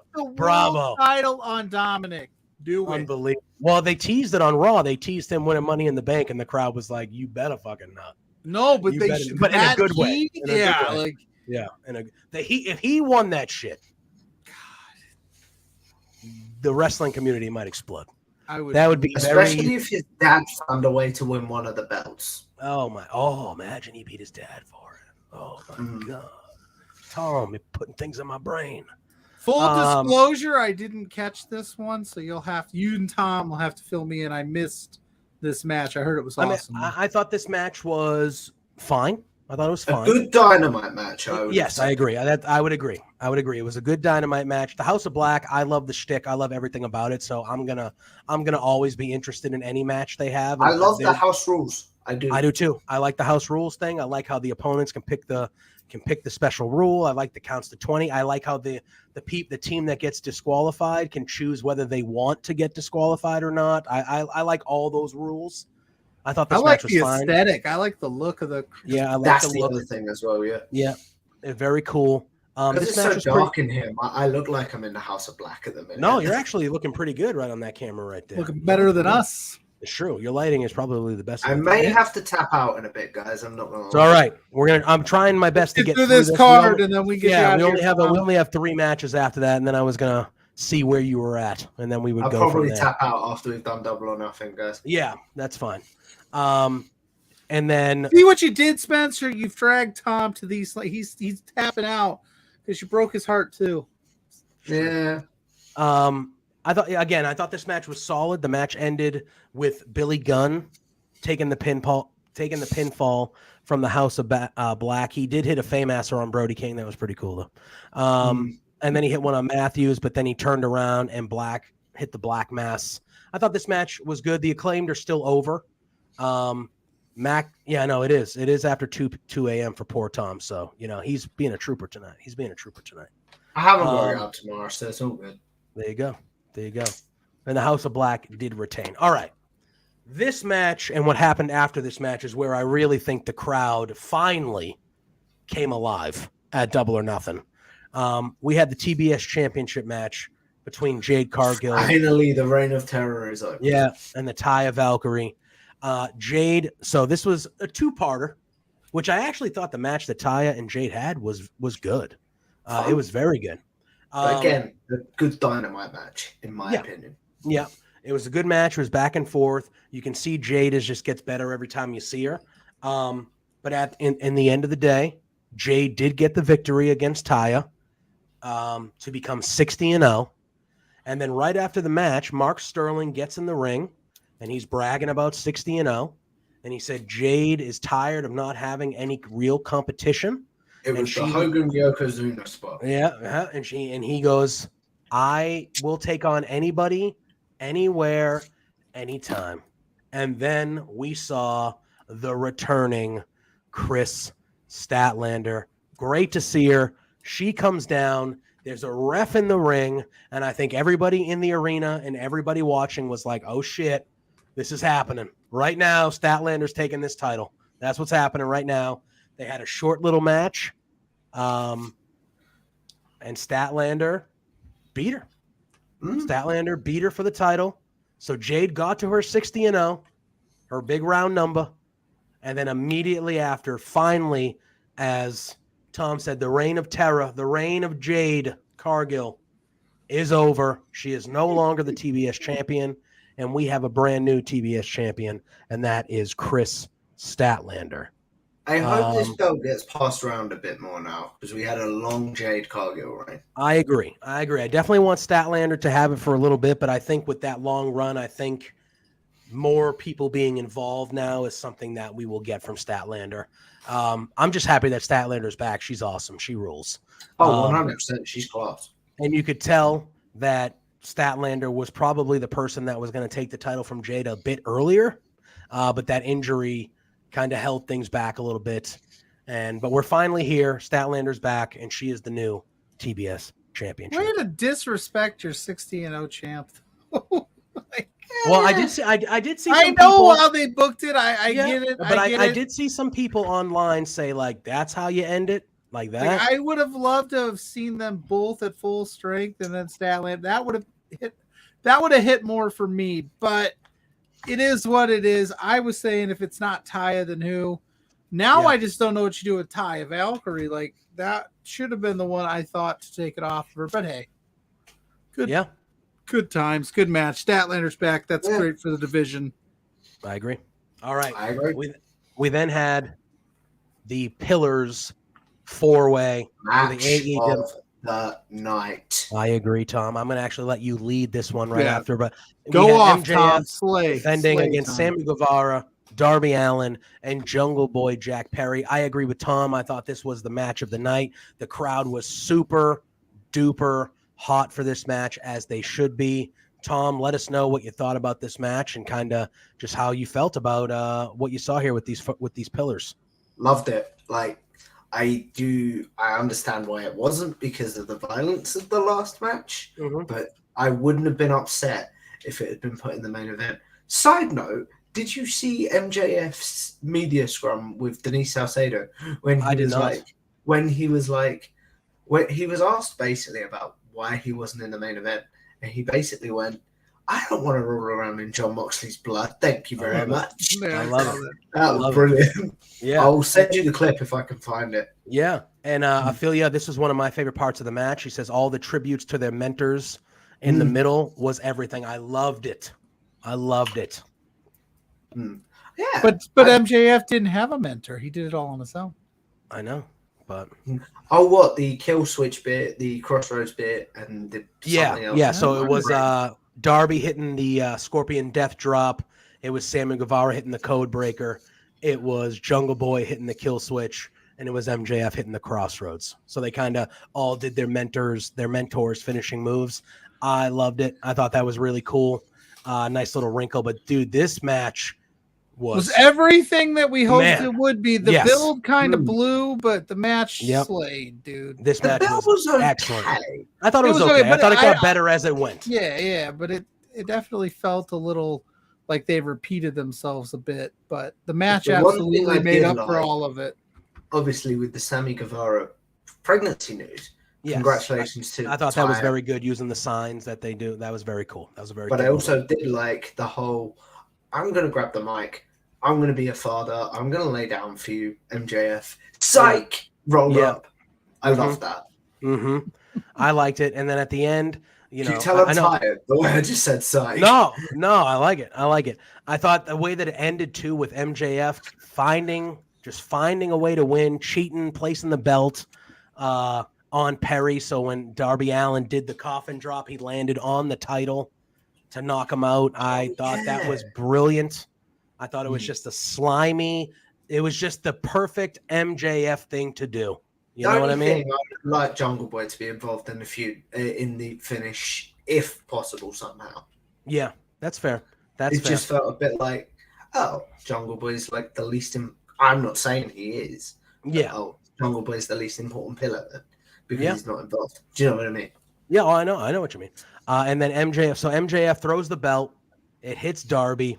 So Darby's neck crashes into the belt, and then he picks up Darby. And he beats him with the headlock takeover. I love that. God almighty. That's just MJF just being MJF, man. Side note, if Adam Cole doesn't take the belt off him, if Darby did it, I'd be a happy man. Oh, yeah. I'd be okay if any of these guys took it off him at some point. But I view Adam Cole as like, he's that guy to me. He's that guy. Oh, definitely. With everything he's been through as well, you can... Exactly. But I agree with Tom. I thought this match was the match of the night, and that's saying a lot because the main event of the evening that we're going to talk about now was a lot of fun. Anarchy in the arena. I love the elite. Justin Roberts kept up the shit's about to hit the fan. Oh yeah, I loved it. I loved it. Kenny Omega, Hangman Adam Page, and the Young Bucks against the Blackpool Combat Club. John Moxley, Bryan Danielson, Claudio Castagnoli, and Wheeler Yuta. They went everywhere around the arena. You say Yuta? Yuta, man. Wheeler Yuta. By the way they're pushing Yuta at the minute. Smart. I agree. Oh, I love talk about that. Oh yeah, I do too, and we will talk about that because the ending of this match involved Wheeler Yuta, so we're going to discuss it. They had a live band playing, who was playing the whole time until he got double super kicked by the Young Bucks. So that was fun. They were just killing each other. We had at one point Moxley suplexing Omega into a poker chip that had barbed wire on it. We had Claudio and the Young Bucks in the concessions getting the swing. The thing that grossed me out the most was Matt Jackson going into the tax barefoot. Oh, you just showing us. Cringing. I was cringing. Don't do that. What are you doing? Don't do that.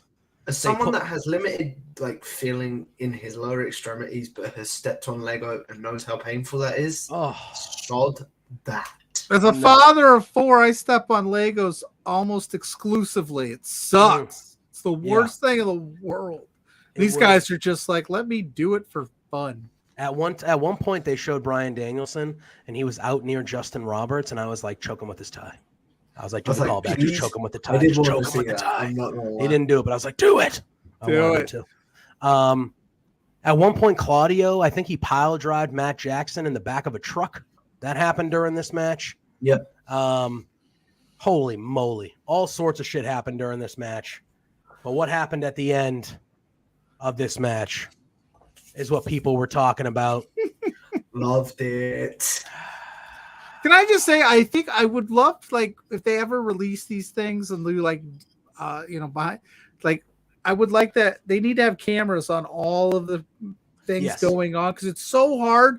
And I'm not saying this in a slight. It's so hard to see and keep up with everything that, like, I would love to see them, like, release a cut where it's like, this was the Claudio cam and this was, so you could, the director's cut. like something, because so much shit went down. Yeah, Moxley, he put the tacks in Matt Jackson's mouth too, and then they did like the super. I didn't even uppercut, see that, but the uppercut into the German.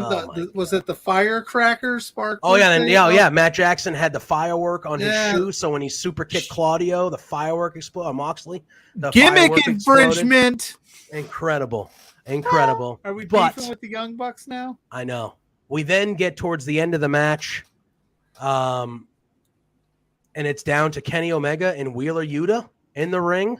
Omega goes for the one-wing angel, but Don Callis gets in there and stops Omega, and he's confronting Omega in the ring. And as he's doing that, a hooded, mysterious guy gets in the ring and attacks Omega, and he unmasks himself, and it is one how do you say his first name? Taneska. I have no idea. Taneska Takeshita. No, it's Takeshita. Takeshita is this, Yeah, I know that. Kansuke Takeshita. Kaneske, right? Kaneske? Kaneske. I've heard it announced. I've heard it Kansuke. But I can tell I usually just call him Takeshita. I survived a headlock from Takeshita. Did you? Omega did not. He got his ass. There you go. kicked. So Takeshita. Was that Warrior Wrestling? Yeah, I'll send you the picture, Tom. It's on. Takeshita goes in there. He attacks Omega, and this leads to Wheeler Yuta hitting a driver before locking in the seatbelt, pinfall, and Wheeler Yuta, of all people, gets the pinfall victory over Kenny Omega, and the BCC win Anarchy in the Arena. Yeah. And as the event goes off the air, you see the Blackpool Combat Club and Takeshita and Don Callis looking on as they celebrate in the ring. And that is how Double or Nothing ended, with kind of a screw job finish. Takeshita has turned heel. He has aligned with Don Callis. We don't know if they have aligned with the BCC yet. They're kind of keeping that up in the air. Just quickly, Don Callis' promo on Dynamite. Yeah, incredible. That was the fun. heat. The heat that he got was excellent. And I thought even Who's got more Takeshita's heat, him or Dom? Ooh, I mean, he did get Dom level heat last night. That was some level heat. And I think even Takeshita and his small part in that promo last night was also excellent. I'm very intrigued still about this. Do you think that they eventually align with the BCC, or do you think they keep them separate, Tom? Ooh, because they've asked Danielson multiple times, and he's like, I can't speak on that. I can't speak on that. So they're keeping it up in the air. They're not saying no. I hope they align, because it's another great mouthpiece for the Blackpool Combat Club. 100%. I hope they have Takeshita join and they kick Don Callis to the curb. Like, we used you. We got what we wanted. We wanted Takeshita. We don't need you. That is a better idea. Yeah, that is a good idea. No, I just think it would be kind of like, Callis, you're out kind of out there with nothing now. But. True. All right, Tom, we know that it is late. We know that you got to get out of here. But before you do, plug your stuff. Tell people where they can follow you. I will put your link that you sent me in the chat so they can see that. But let the people know what you have coming up. Let the people know where they can find you before we get you out of here, because it's almost 3 a.m. for crying out loud. You need to go to bed. Yeah, pretty much. You need to go to bed. So it's my YouTube channel is Tom Talks Rubbish, where I interview many people in the wrestling media, such as these two fine gentlemen that have been on my channel before. This week, I have an interview going up with Nick Hausman from House of Wrestling. where we talk about basically his entire wrestling media career, excluding the Wrestling Inc. stuff, because I was told, basically, can we not talk about that? Which is fine. And then I have an interview going up with Jimmy Van in a week's time from Fightful, as Sean Ross Sapp said. I will publicly say this. I don't know if Sean will see this, but thank you to Sean, because he basically went to vouch for me, because, like he said, Jimmy Van doesn't do interviews like that. Do you know what I mean? Yep. And he basically said, do it. Tom's interviews are good. And so that's happened now. And that's pretty much it for now, guys, because my brain is not functioning. I'm very, very tired. I'll say it for you, Tom. You are heckin' slaying it, my friend. You absolutely rule. You are the man. Go check out Tom Talks Rubbish at youtube.com/@TomTalksRubbish. Like I said, you see my face at a myriad of other interviews that he's been doing. 2 Spencer Love interviews?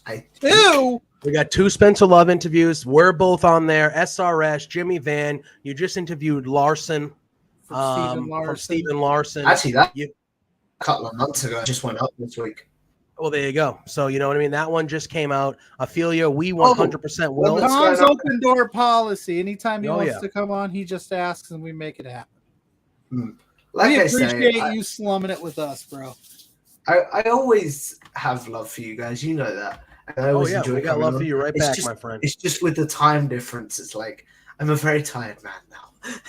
No, we appreciate you. We know, trust me, I know what it's like to stay up late, and I have to get up early a lot, so I know what it's like. So we appreciate you being a trooper and staying up this late with us. So we will definitely get you back on here again, whether it's an interview form or live again, if you want to stay up late with us again. But it's an open door policy, my friend. You're welcome anytime. Likewise to you guys. Like, we will have to do something again on my channel, all right? Absolutely. All right, Tom, we will talk to you very soon. Get some sleep, have a good rest of your night, buddy. Go get some sleep, huh? Speak to you soon. Bye-bye. All right. See you later, Tom. That is Tom Talks Rubbish, being a trooper, 2:36 in the morning where he is. Good Lord. Yes, and we're not blowing smoke. Go check out all of Tom's interviews. No, he does he's an a great. awesome He's job. a great. He's one of the greats. He talks to the who's who in wrestling and other things. He talks to everybody. Like, Tom talks rubbish all the time. It's awesome. He does. He does.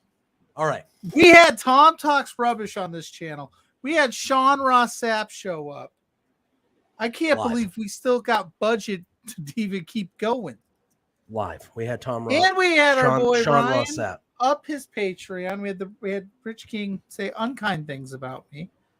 That's why. What Ryan a show! did it. What an episode! That's why Ryan Ryan, got a I don't tribute understand. video from Rich King. I want a I want a tribute video, but just not from Rich King. That's fair. But you know what I do want from Rich King? Workout advice. That is true. Day one sponsor here, RK Athletics, at RK Athletics 1 on Twitter. Go hit up Rich King. Don't listen to anything that we've said about Rich King in terms of the wrestler he is and the person he is, but the athletic trainer he is, phenomenal. Good stuff.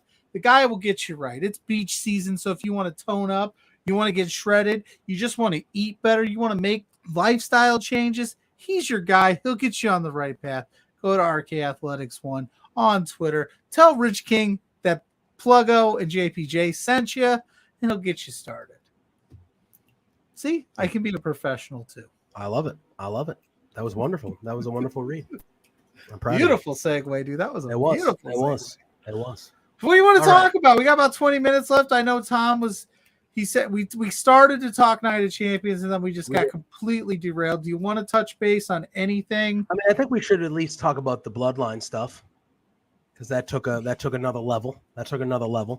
Well, first and foremost, enough of another level to keep me interested, but also to go, my God, come up with something new. Well, because Jimmy now it's Jimmy. Inner turmoil, man. Inner turmoil. Yeah, now Jimmy's over. He's sick of the shit. Yeah. Yeah. So, all right, let's see what happens. And Solo's going to be sick of the shit soon. And then Jay.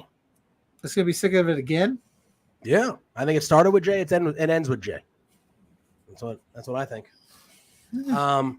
I did think, though, that... Okay.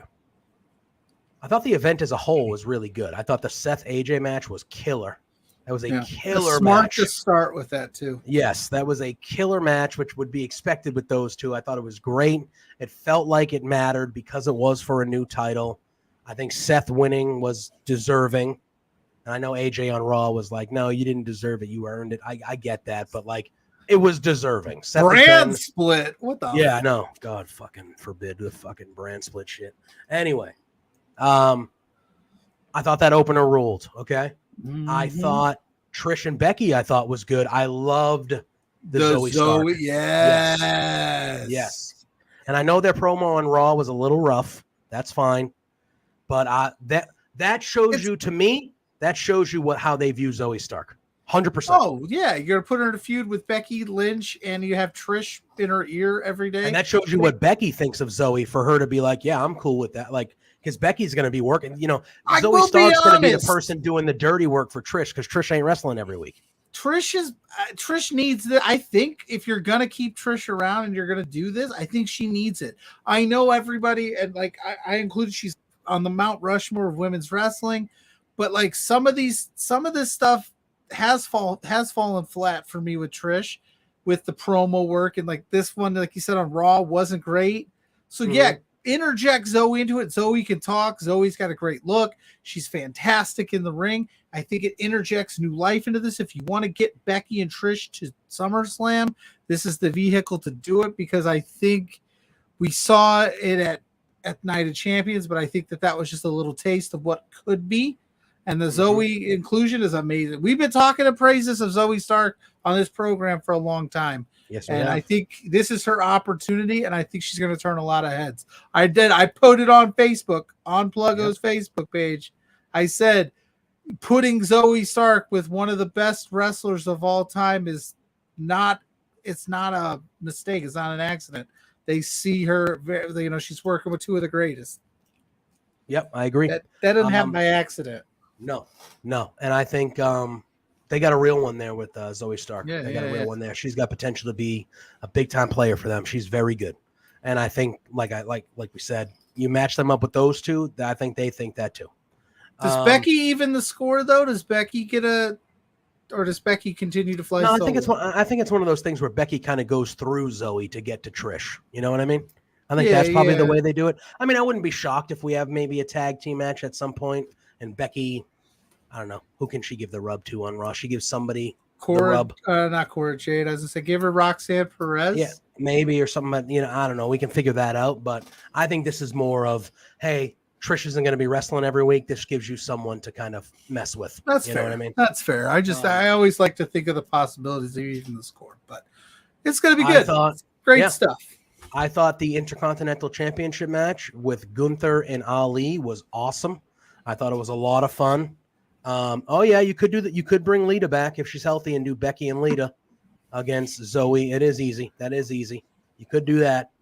I thought this Intercontinental match ruled. Everyone knew Gunther was retaining. Everyone. He's expecting the WWE to do easy. You know what's easy? Just sticking to your brand split.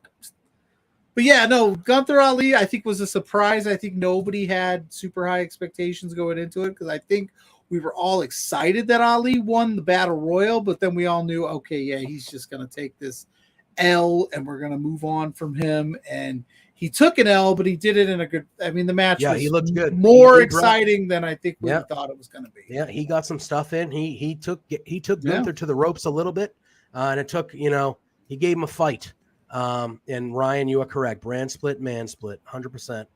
100% immediately. I'm at least glad. Brand split, man split. We don't give a damn split. There you go. Got it. Put that on your Patreon name. I did not like what I saw on Raw when it came to that, but at the very bare minimum, I'm at least glad that they mentioned it a few times, and they were like, he shouldn't be here. Tom, that match ruled. That match ruled. Yeah, Seth did split his pants on Raw. He did. He did split his pants on Raw. We don't have to spend too much time on a brand split talk, because we have talked about that at nauseum. But that's it for me. Just make it make sense. Like AJ made a little bit of effort that made it make sense, but we didn't explain why we thought that he should have been involved in that anyway. But yeah, I digress. Yep. We then had a title change that kind of shocked a lot of people. We had, Asuka. I didn't have defeat Asuka winning this thing. Bianca Belair to become the new Raw Women's Champion of SmackDown. It is just, See, you know, doesn't make sense. That's what I'm going to call it: the Raw Women's Champion of SmackDown and the SmackDown Women's Champion of Raw. That's what they're known until they fix this shit. But Asuka, so she had the mist, she went for the mist, and Bianca evaded the mist. She did not. So she missed the mist. She missed the mist. But very clever. She was then going for the KOD, and Asuka, she kind of like put the mist on her finger, like she was licking her fingers with the mist. And when she got put in the KOD, she raked Bianca's eyes with the misty fingers. That was a cool wrinkle. So that's a new little wrinkle, and I hadn't seen that before. And that obviously blinded Bianca a little bit, which then led to the roundhouse kick to the back of the head. And Asuka got the 1-2-3 and became the new Raw Women's Championship. I thought that Asuka should have won at Mania against Bianca, but I'm glad. Bianca is an all-timer. She had a great run, but I'm glad to see what they do with Asuka as the champion. And I think Bianca, you know, maybe she takes a little bit of time off here. It's going to be Bianca versus Rhea. We'll figure it out. Okay, I mean, all right, that's fine. If that's the match, that's the match. Figure it out. I'm just saying, man split, as Ryan said. And then Ophelia's saying new names. I would hope that that's an option. I think we as viewers know Raw, the SmackDown. But if you're going to do that and just swap them and not say anything, I think it would be silly to keep it as the Raw Championship on SmackDown and have the SmackDown one on Raw. Name them something. Give them a cool name. Like you got the Universal title, you got the WWE Championship, you've got the WWE World Heavyweight Championship. Give the women's titles a cool name. Give them a little makeover.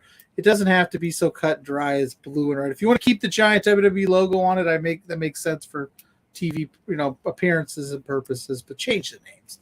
But yeah, no, but Bianca, it'll be fun to see what she does next. Maybe, like I said, time off.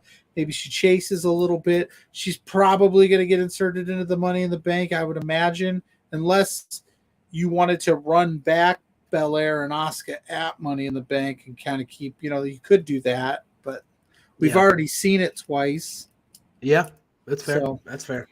But I liked it, and I'm excited about where this could go. We then had a SmackDown Women's Championship match, if you want to call it that. But Rhea defeated Natalya in precisely 69 seconds. Nice. Shout out to Miss Kate.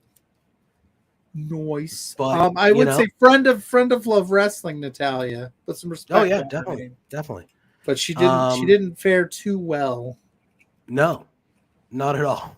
This did not go well for her. I wonder when they told her that was going to happen. Oh, and there you go. Ophelia saying that it was even on her birthday. It was on her birthday. That's right. I forgot about that. But I was like, do you tell Natalya before the plane trip over there? Like, hey, we're going to... Which, of course, Natalya is a team player. She's going to do whatever the company needs her to do 1,000% of the time. She's been there so long. But that's how I operate. Like, you flew me all the way to Saudi. You put me in a title match. You squashed me in 69 seconds. Yes, it makes sense. But could we have done this on Raw or SmackDown or something? Probably they could have. They definitely probably could have. Yeah. We then had Cody Rhodes and Brock Lesnar. Cody sporting the cast. He had the cast gimmick throughout the match. He used it a little bit, but I thought this match was pretty okay. I thought this match was better than the first one, for sure. It was back and forth. Cody was valiant effort, hit a couple crossroads, almost got a couple victories. But in the end, it was Brock Lesnar hitting an F5 and Brock Lesnar almost ripping his arm off. Yes. Didn't he listen. He didn't tap. He passed out, okay, right? As Ophelia says, pretty okay. It was pretty okay. Did he just pass out? Because I got to be honest, like full disclosure, when I was watching this match, I was in the middle of the grill doing the thing, and I was keeping my eye on it, and I knew that. Yeah, that's what I thought. Yeah, because Cody ain't gonna tap. You have to understand the valiant effort here, because I mean, the dude's got a broken arm, and he got put in a Kimura about 3 separate times in this match. And I understand he has a cast arm, but if you're getting a Kimura on a broken arm, you would think he would tap out immediately. But Cody just showing the balls the size of grapefruits to not tap out. And he eventually succumbs to the pain and passes out, and Brock Lesnar gets the victory to even up the score. And as we saw on Monday night, this shit ain't over. I was gonna say, do you see this? So we got Spencer saying that Cody doesn't look heroic. Cody looks silly. I was about to kind of go there in a way, like maybe not to the silly extent, but like, so we did the thing with Seth with the one arm in the Hell in the Cell. Mm-hmm. We're doing this thing with Brock. Are we going to get to this level of like people are going to start to boo Cody because you're just making him out to be a superhero, like the Cena thing, where it's like half the people love him, half the people hate him because like we're playing this. Yeah, he does kind of look silly. Like, bro, you're getting your arm ripped off here, and you just keep coming back for more. But at what cost? Because Brock Lesnar's not your ultimate goal. Like, I know you got beef with Brock Lesnar, but this isn't why you came back. You came back because you wanted that WWE Championship. Why are you risking? Brock's been attacking him. Brock's made it personal. Right. It's personal, sure, but yeah, at some point, like, bro, you keep my damn arm off. Like, I can't show up to the WWE Championship match with one freaking arm. I agree with you, Spencer, but Cody also. So you think that he was silly for doing this Hell in a Cell with the torn pec then as well? If that's the line. I agree. I don't disagree. If I had a torn pec, bro, I'm not leaving this room. I'm not leaving this room. That's for what I'm 5 saying. months. Are they overexerting the Cody is a super like a superhero? Well, like he's indestructible. He lost this match, so he's not indestructible. He lost. He didn't tap though. They said he passed out, so he can do that. I just think they're overplaying the like Cody's gonna wrestle with a broken freaking arm. It's like, all right, cool. Like, I just didn't. I guess I'm still buttered from WrestleMania because you also could have done all this as the champion. I don't know what kind of word he said there, but he said if Cody versus Brock was a blank match, I'd have a different opinion. It was an ass match. Yeah, maybe, I don't know. I think if this match was for the title. Or the title was in this program. Starts with A. Ophelia says that even her mom was like, "Why is Cody booked so weak?" There you go. Oh, there you go. Oh, 5-star. That makes sense. Okay. So I was like, did he say a bad word? Like, what kind of Cody bad versus word? Brock in an asshole match? Like, I don't want to see that. I'm good. I'm kind of there with you, Ryan. I'm kind of there with you. I love Cody too. I'm a Cody mark. You know what I would have loved with Cody? If they gave him the fucking belt at WrestleMania. That's what I would have loved. Like, I like the story going into Night of Champions, but the way that they booked the match at Night of Champions, and now that they've, again, they're going to run it back because it's whatever. But I'm just kind of like, is that one too many? Because you got to remember at Backlash, Cody did a roll up kind of deal and then ran out of there looking like a wuss. Literally ran. Like he snuck out the victory, and then. He's got the broken arm. He passes out. It's like, bro, okay, yeah, move on. Let's see what else. Give me the R-Truth Cody Rhodes program already, please. I'm just kidding. I don't want that. R-Truth. I don't want that for R-Truth because that would just sink R-Truth down. I'll tell you what. I'm going to be honest with you. Even though I don't want Cody near the IC belt, I would not mind Cody and Gunther. That would be dope. That would be dope. Ideally, it would be dope as a world championship type feud, but either way. All right. We then had the main event of the evening, which should not have been the main event of the evening because it's a friggin' tag team match in the world title. Okay. I'm just going to get this out of the way right now, all right? Because what happened at the end of this match, I liked. It was great. I thought this match was great. I liked everything about it. From the entrances, I liked this match. This match. Wow. We're getting flamed in our own chat. Are we? Apparently we went right to cursing and Spencer would never curse. It is what it is. Friend of the show, Sean Ross. You have a guy on your roster who this very day of this pay-per-view, okay, was the 1,000th day that he was your world heavyweight undisputed WWE champion. Forever, then, now, forever champ, whatever they Correct. call it. Yeah. 1,000 days. 1,000. And on that 1,000th day, he did not defend the title that he was champion for the last 1,000 days. He was going after a completely different championship. And that is stupid. There's two of them. Stupid.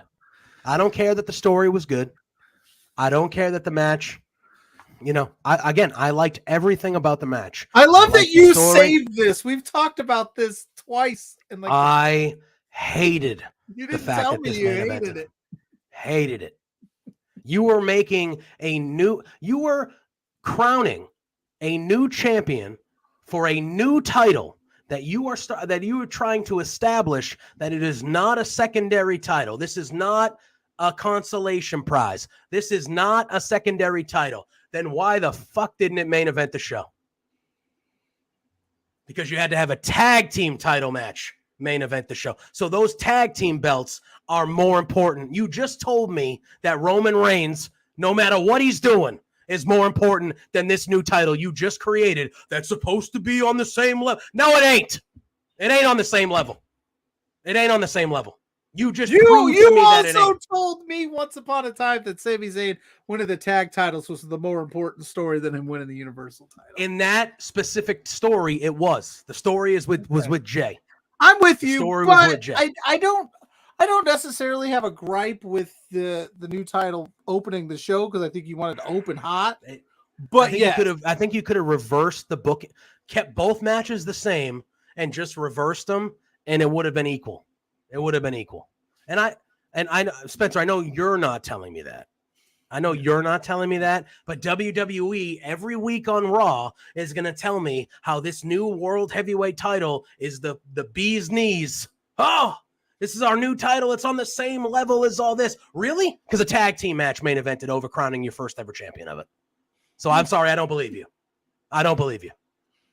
So that was my problem. Is the Bloodline story the most important story? Yes. But I just felt like, yeah, but that was at least for another title. There's no other, you know what I mean?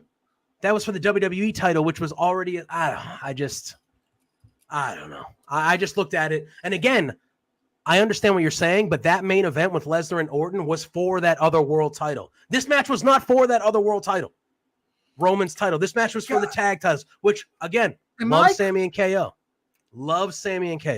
Side quest, was that the night that Lesnar busted open Orton and Jericho, threatened to beat his ass backstage because he thought he was going off script? Yeah, and then that was the night that Balor won it, but he separated his shit. That was nuts, dude. That was a nuts night. I don't know. I just felt, again, I was just like, you're telling me right there that Roman is more important than anything else.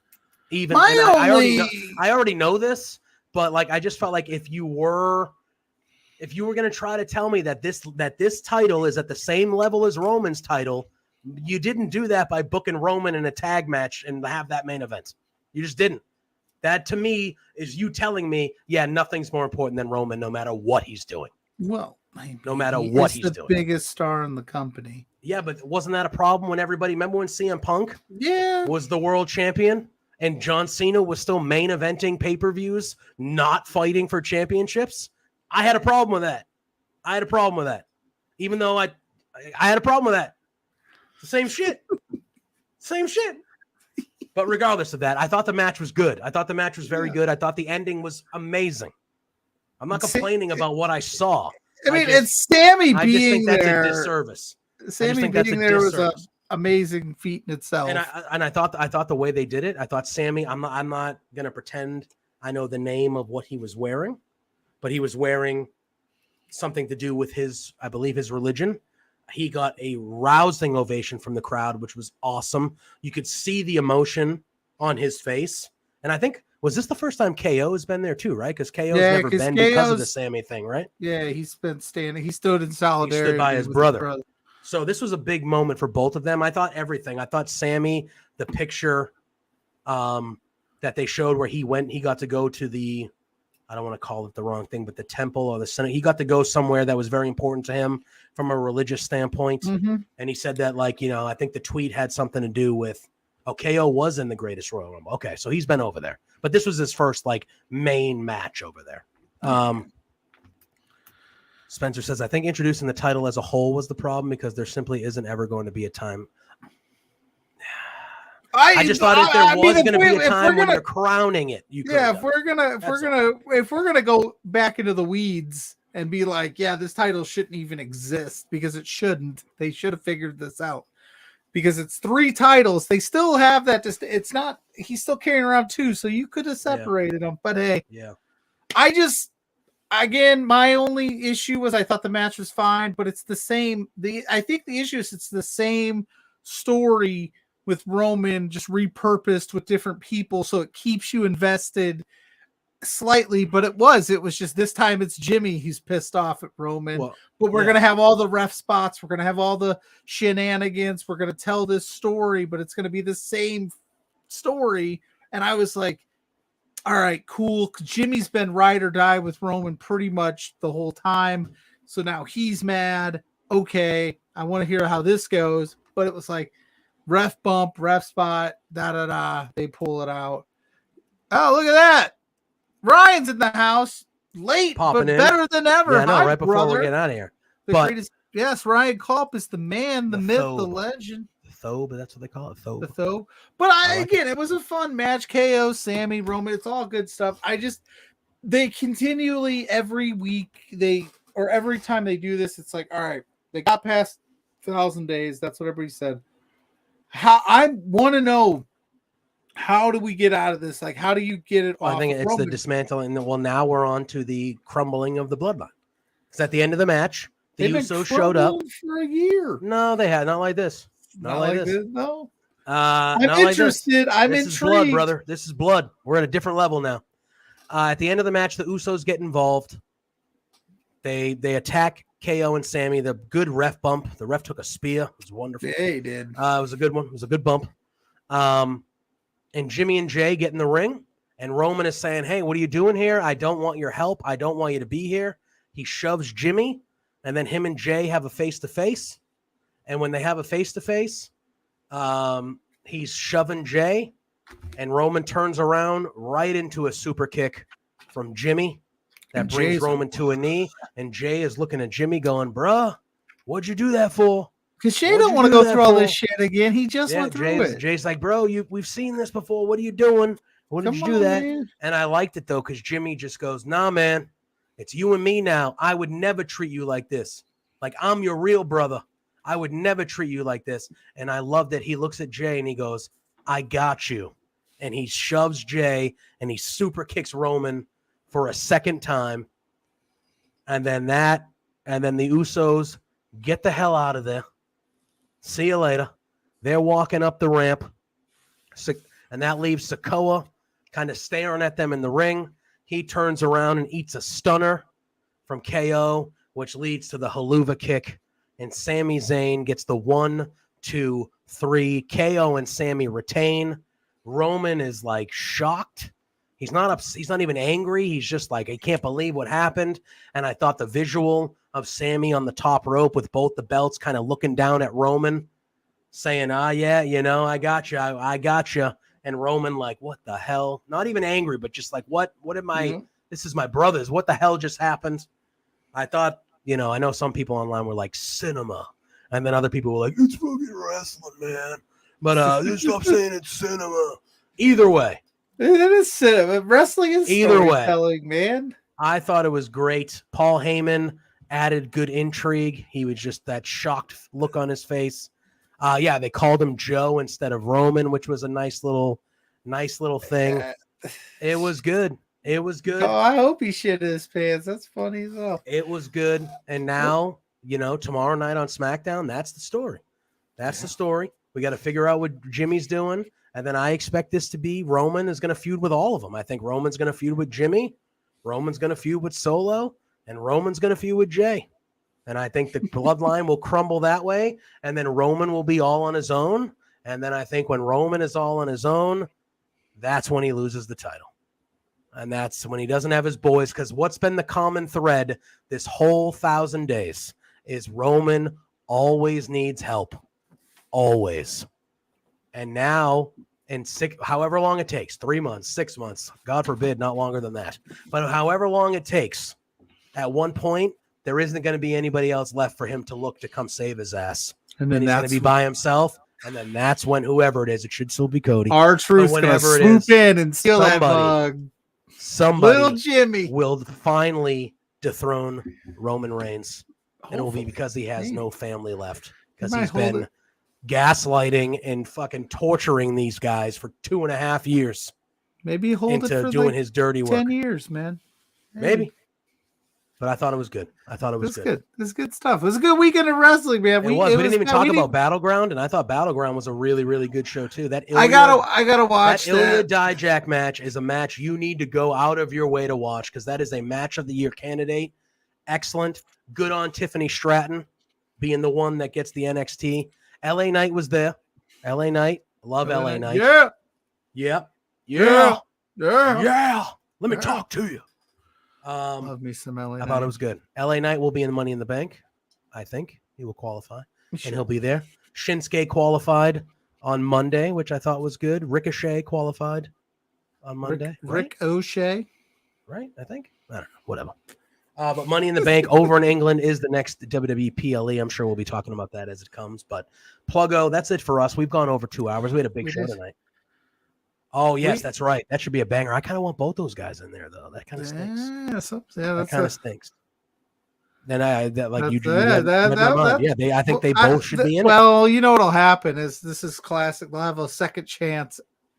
They probably will. They'll have a second chance 5-way or 6-way or crazy like and get one of them in there. Because did Shinsuke fight? Who did Shinsuke fight? Miz, right? And Shinsuke won, and then Ricochet. Which, again, I know we had Jack Pride on a couple weeks ago, and he mentioned The Miz. The Miz, these last month or so, just having bangers. We're going to have Jack Pride back on to do like a full deep dive into The Miz. We'll do like a Miz Oscar. Or just like current wrestling. Discography, Miz Oscaraphy. Yeah, because obviously I love talking to all these pro wrestlers about their careers and stuff like that, but I have noticed that not all professional wrestlers that keep up with the current product a lot, which is fine. But it feels like Jack Pride keeps up with the current product. So I would like to pick his ear about the current product, get the wrestler's perspective, He's staying ready so he doesn't have to get ready. I agree. All right. We want to thank Tom. We want to thank Spencer. He popped in here to try to save his ass earlier. I don't know. He tried to save his ass by booking another guy. I was expecting a more riled up SRS, to be honest with you. He was very mild mannered. He was upset. You could tell he was disappointed, and we will clip the shit out of that because why the hell wouldn't we win? Why the hell wouldn't he not? Spencer went into his house and lied. He was very mild mannered, but you could tell the disappointment was there. Sad. So we want to thank Spencer for hopping on a little bit, sharing the screen. We want to thank big thanks and his new puppy, Rip. We want to thank Tom Talks Rubbish. It was a late one for him. He was up with us till almost 3 a.m. Over there talking some AEW Double or Nothing. Stud. Love Tom. Go support him. You'll find his link in the chat a little bit earlier.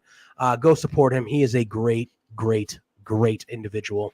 And we want to thank SRS for popping in. He does not do a lot of live podcast appearances outside of Fightful. So the fact that he was willing to pop on here even for the 5 minutes and chat with us live on a day that is usually a night off for him on Thursdays, we appreciate that a lot. And he's sent us videos before. He's been a guy that at the level he's at, to be able to reach out to him and get him to openly just take time out of his day to do some stuff. That's pretty dope. You're super sweet. It's because pretty much anybody lines up for the chance to take a swipe at Spencer. That's what it feels like. But hey, we lean into it. We lean into it here. Pluggo, let the people know where they can find you. Let the people know where. I was also going to say thank you to Ryan for subscribing to the Patreon. 100%. Subscribing to the Patreon. Do that. Send us, get exclusive interviews. Like I said earlier in the show, on Patreon, coming out soon. You'll see an interview I did with Mars, the Specialist. What is that? He turned I had something wrong. He turned, he solidified 7, our boys in 7. Shout out to Paralura for winning those LPW Tag Team Championships. You also can see me on the website, lovewrestling.ca. I got to get to know with Hunter Drake, who will be wrestling at Black Label Pro this Saturday, which I will be there live in person at Black Label Pro. It's in my neck of the woods. So if you're there, come say hi. And then I don't know what else we got going on. You can stay at the show page. I got to do the whole thing, right? We're doing that now, right? Yeah. Saturday morning, 10 a.m. Me and Blair are back for 4 Exposure. We're going to be talking that Black Label Pro show, Tournament of Survival with GCW's coming up, and LPW has probably announced a few more matches by Saturday. So we're going to talk about those two, getting your indie taste. You can find me at Pluggo_ on all the social medias. Just look for this face, this hat. I'm there. And at B2 Beards for all the show updates. We got a lot going on. Who knows who we'll have coming up soon. I know we got a few ideas coming for future guests. It's going to be a busy month here for us boys on Between Two Beards. So it sure is. You plug your stuff and we'll get out of here, brother. Yeah, JPJ Loves Gaming over on Twitch. I don't know if you saw all the AEW Fight Forever stuff that they released today, but I am excited for that. We are going to be playing that a lot once that comes out. That looks like it is going to be a fun time. I think we'll even be trying to play it on Blowing Off stream here on Love Wrestling as well. But you can find me at JPJ Loves Gaming over on the twitch.tv/JPJ Loves Gaming. You can find me at Joseph_Poulin Jr. on Twitter, but if you type in JPJ Loves Gaming, you should be able to find me there. I know we've been kind of off and on the last couple weeks. I was sick last week, still am a little bit because it just won't leave me alone. And Drew, unfortunately, I've had this cough for a friggin' week and a half. What the hell? That was just an amazing voice. What the hell? Drew was a little under the weather this week, but we will be back either next week or the week after for Firmly AEW, which is on Wednesdays right after Dynamite over on the twitch.tv/Love Wrestling CA. So you can find me there Wednesday nights. You can find me here on youtube.com/Love Wrestling CA every Thursday with Pluggo. Like Pluggo said, keep an eye out on the Patreon. Spencer. I'm gonna have to clip that. No, do it. Oh, and shout out to Lawrence, our lawyer, who got us $3,000. No, he didn't get us $3,000 yet, but he filed a conjunction for us to potentially get $3,000. Oh, we'll get that money. We better. We're gonna need it after tonight's show. Sean Ross Sapp ain't cheap, bro. Tom has a good bargain too, but Sean Ross Sapp ain't cheap. But yeah, that's where you can find me. Keep an eye out, patreon.com/Love Wrestling. I will be part of the LPW show. Like I said, this coming episode will be out in a little bit. Exclusive interviews, matches, like Blair's on there with some stuff. There's so much stuff over there. Go over there. So go over there, check that out. You'll see me interviewing. Kind of a big deal over there. I'm very much looking forward to who I will be interviewing at the end of the month. So go over there. I'm not going to say it publicly because I don't want to get yelled at, but it's a big deal for me. I'm very much looking forward to it. But yeah, thank you for being here tonight. Good chat this evening. Good fun show this evening. You know where you can find Pluggo and I this same time, same channel next Thursday, 8 p.m. for another episode of Between Two Beards. But until then, y'all know the drill. Peace out. Peace. Hey there, Pluggo and JPJ. Did you forget to push the button? It's Trent's mom, Sue, and I have a bone to pick with you. So, I understand that you guys are being real idiots and spending your entire monthly budget. You've got to be kidding me. This is not the way to be when you're trying to run a business. Your boss, Spencer, is really pissed off at you. I'm pissed off at you. You have some nerve. Get a grip. You have to control yourself. You can't just go out and spend all the money that you're making, you Two Beards guys. Oh no, this is coming out so stupid. Anyway, behave yourselves, or I'm going to cut you off from watching AEW. You're no longer going to get to know, be able to meet my son. What? Or me. I'm sorry, this is like, I don't know. Anyway, thanks so much for being fans. Watch yourselves. Knock it off.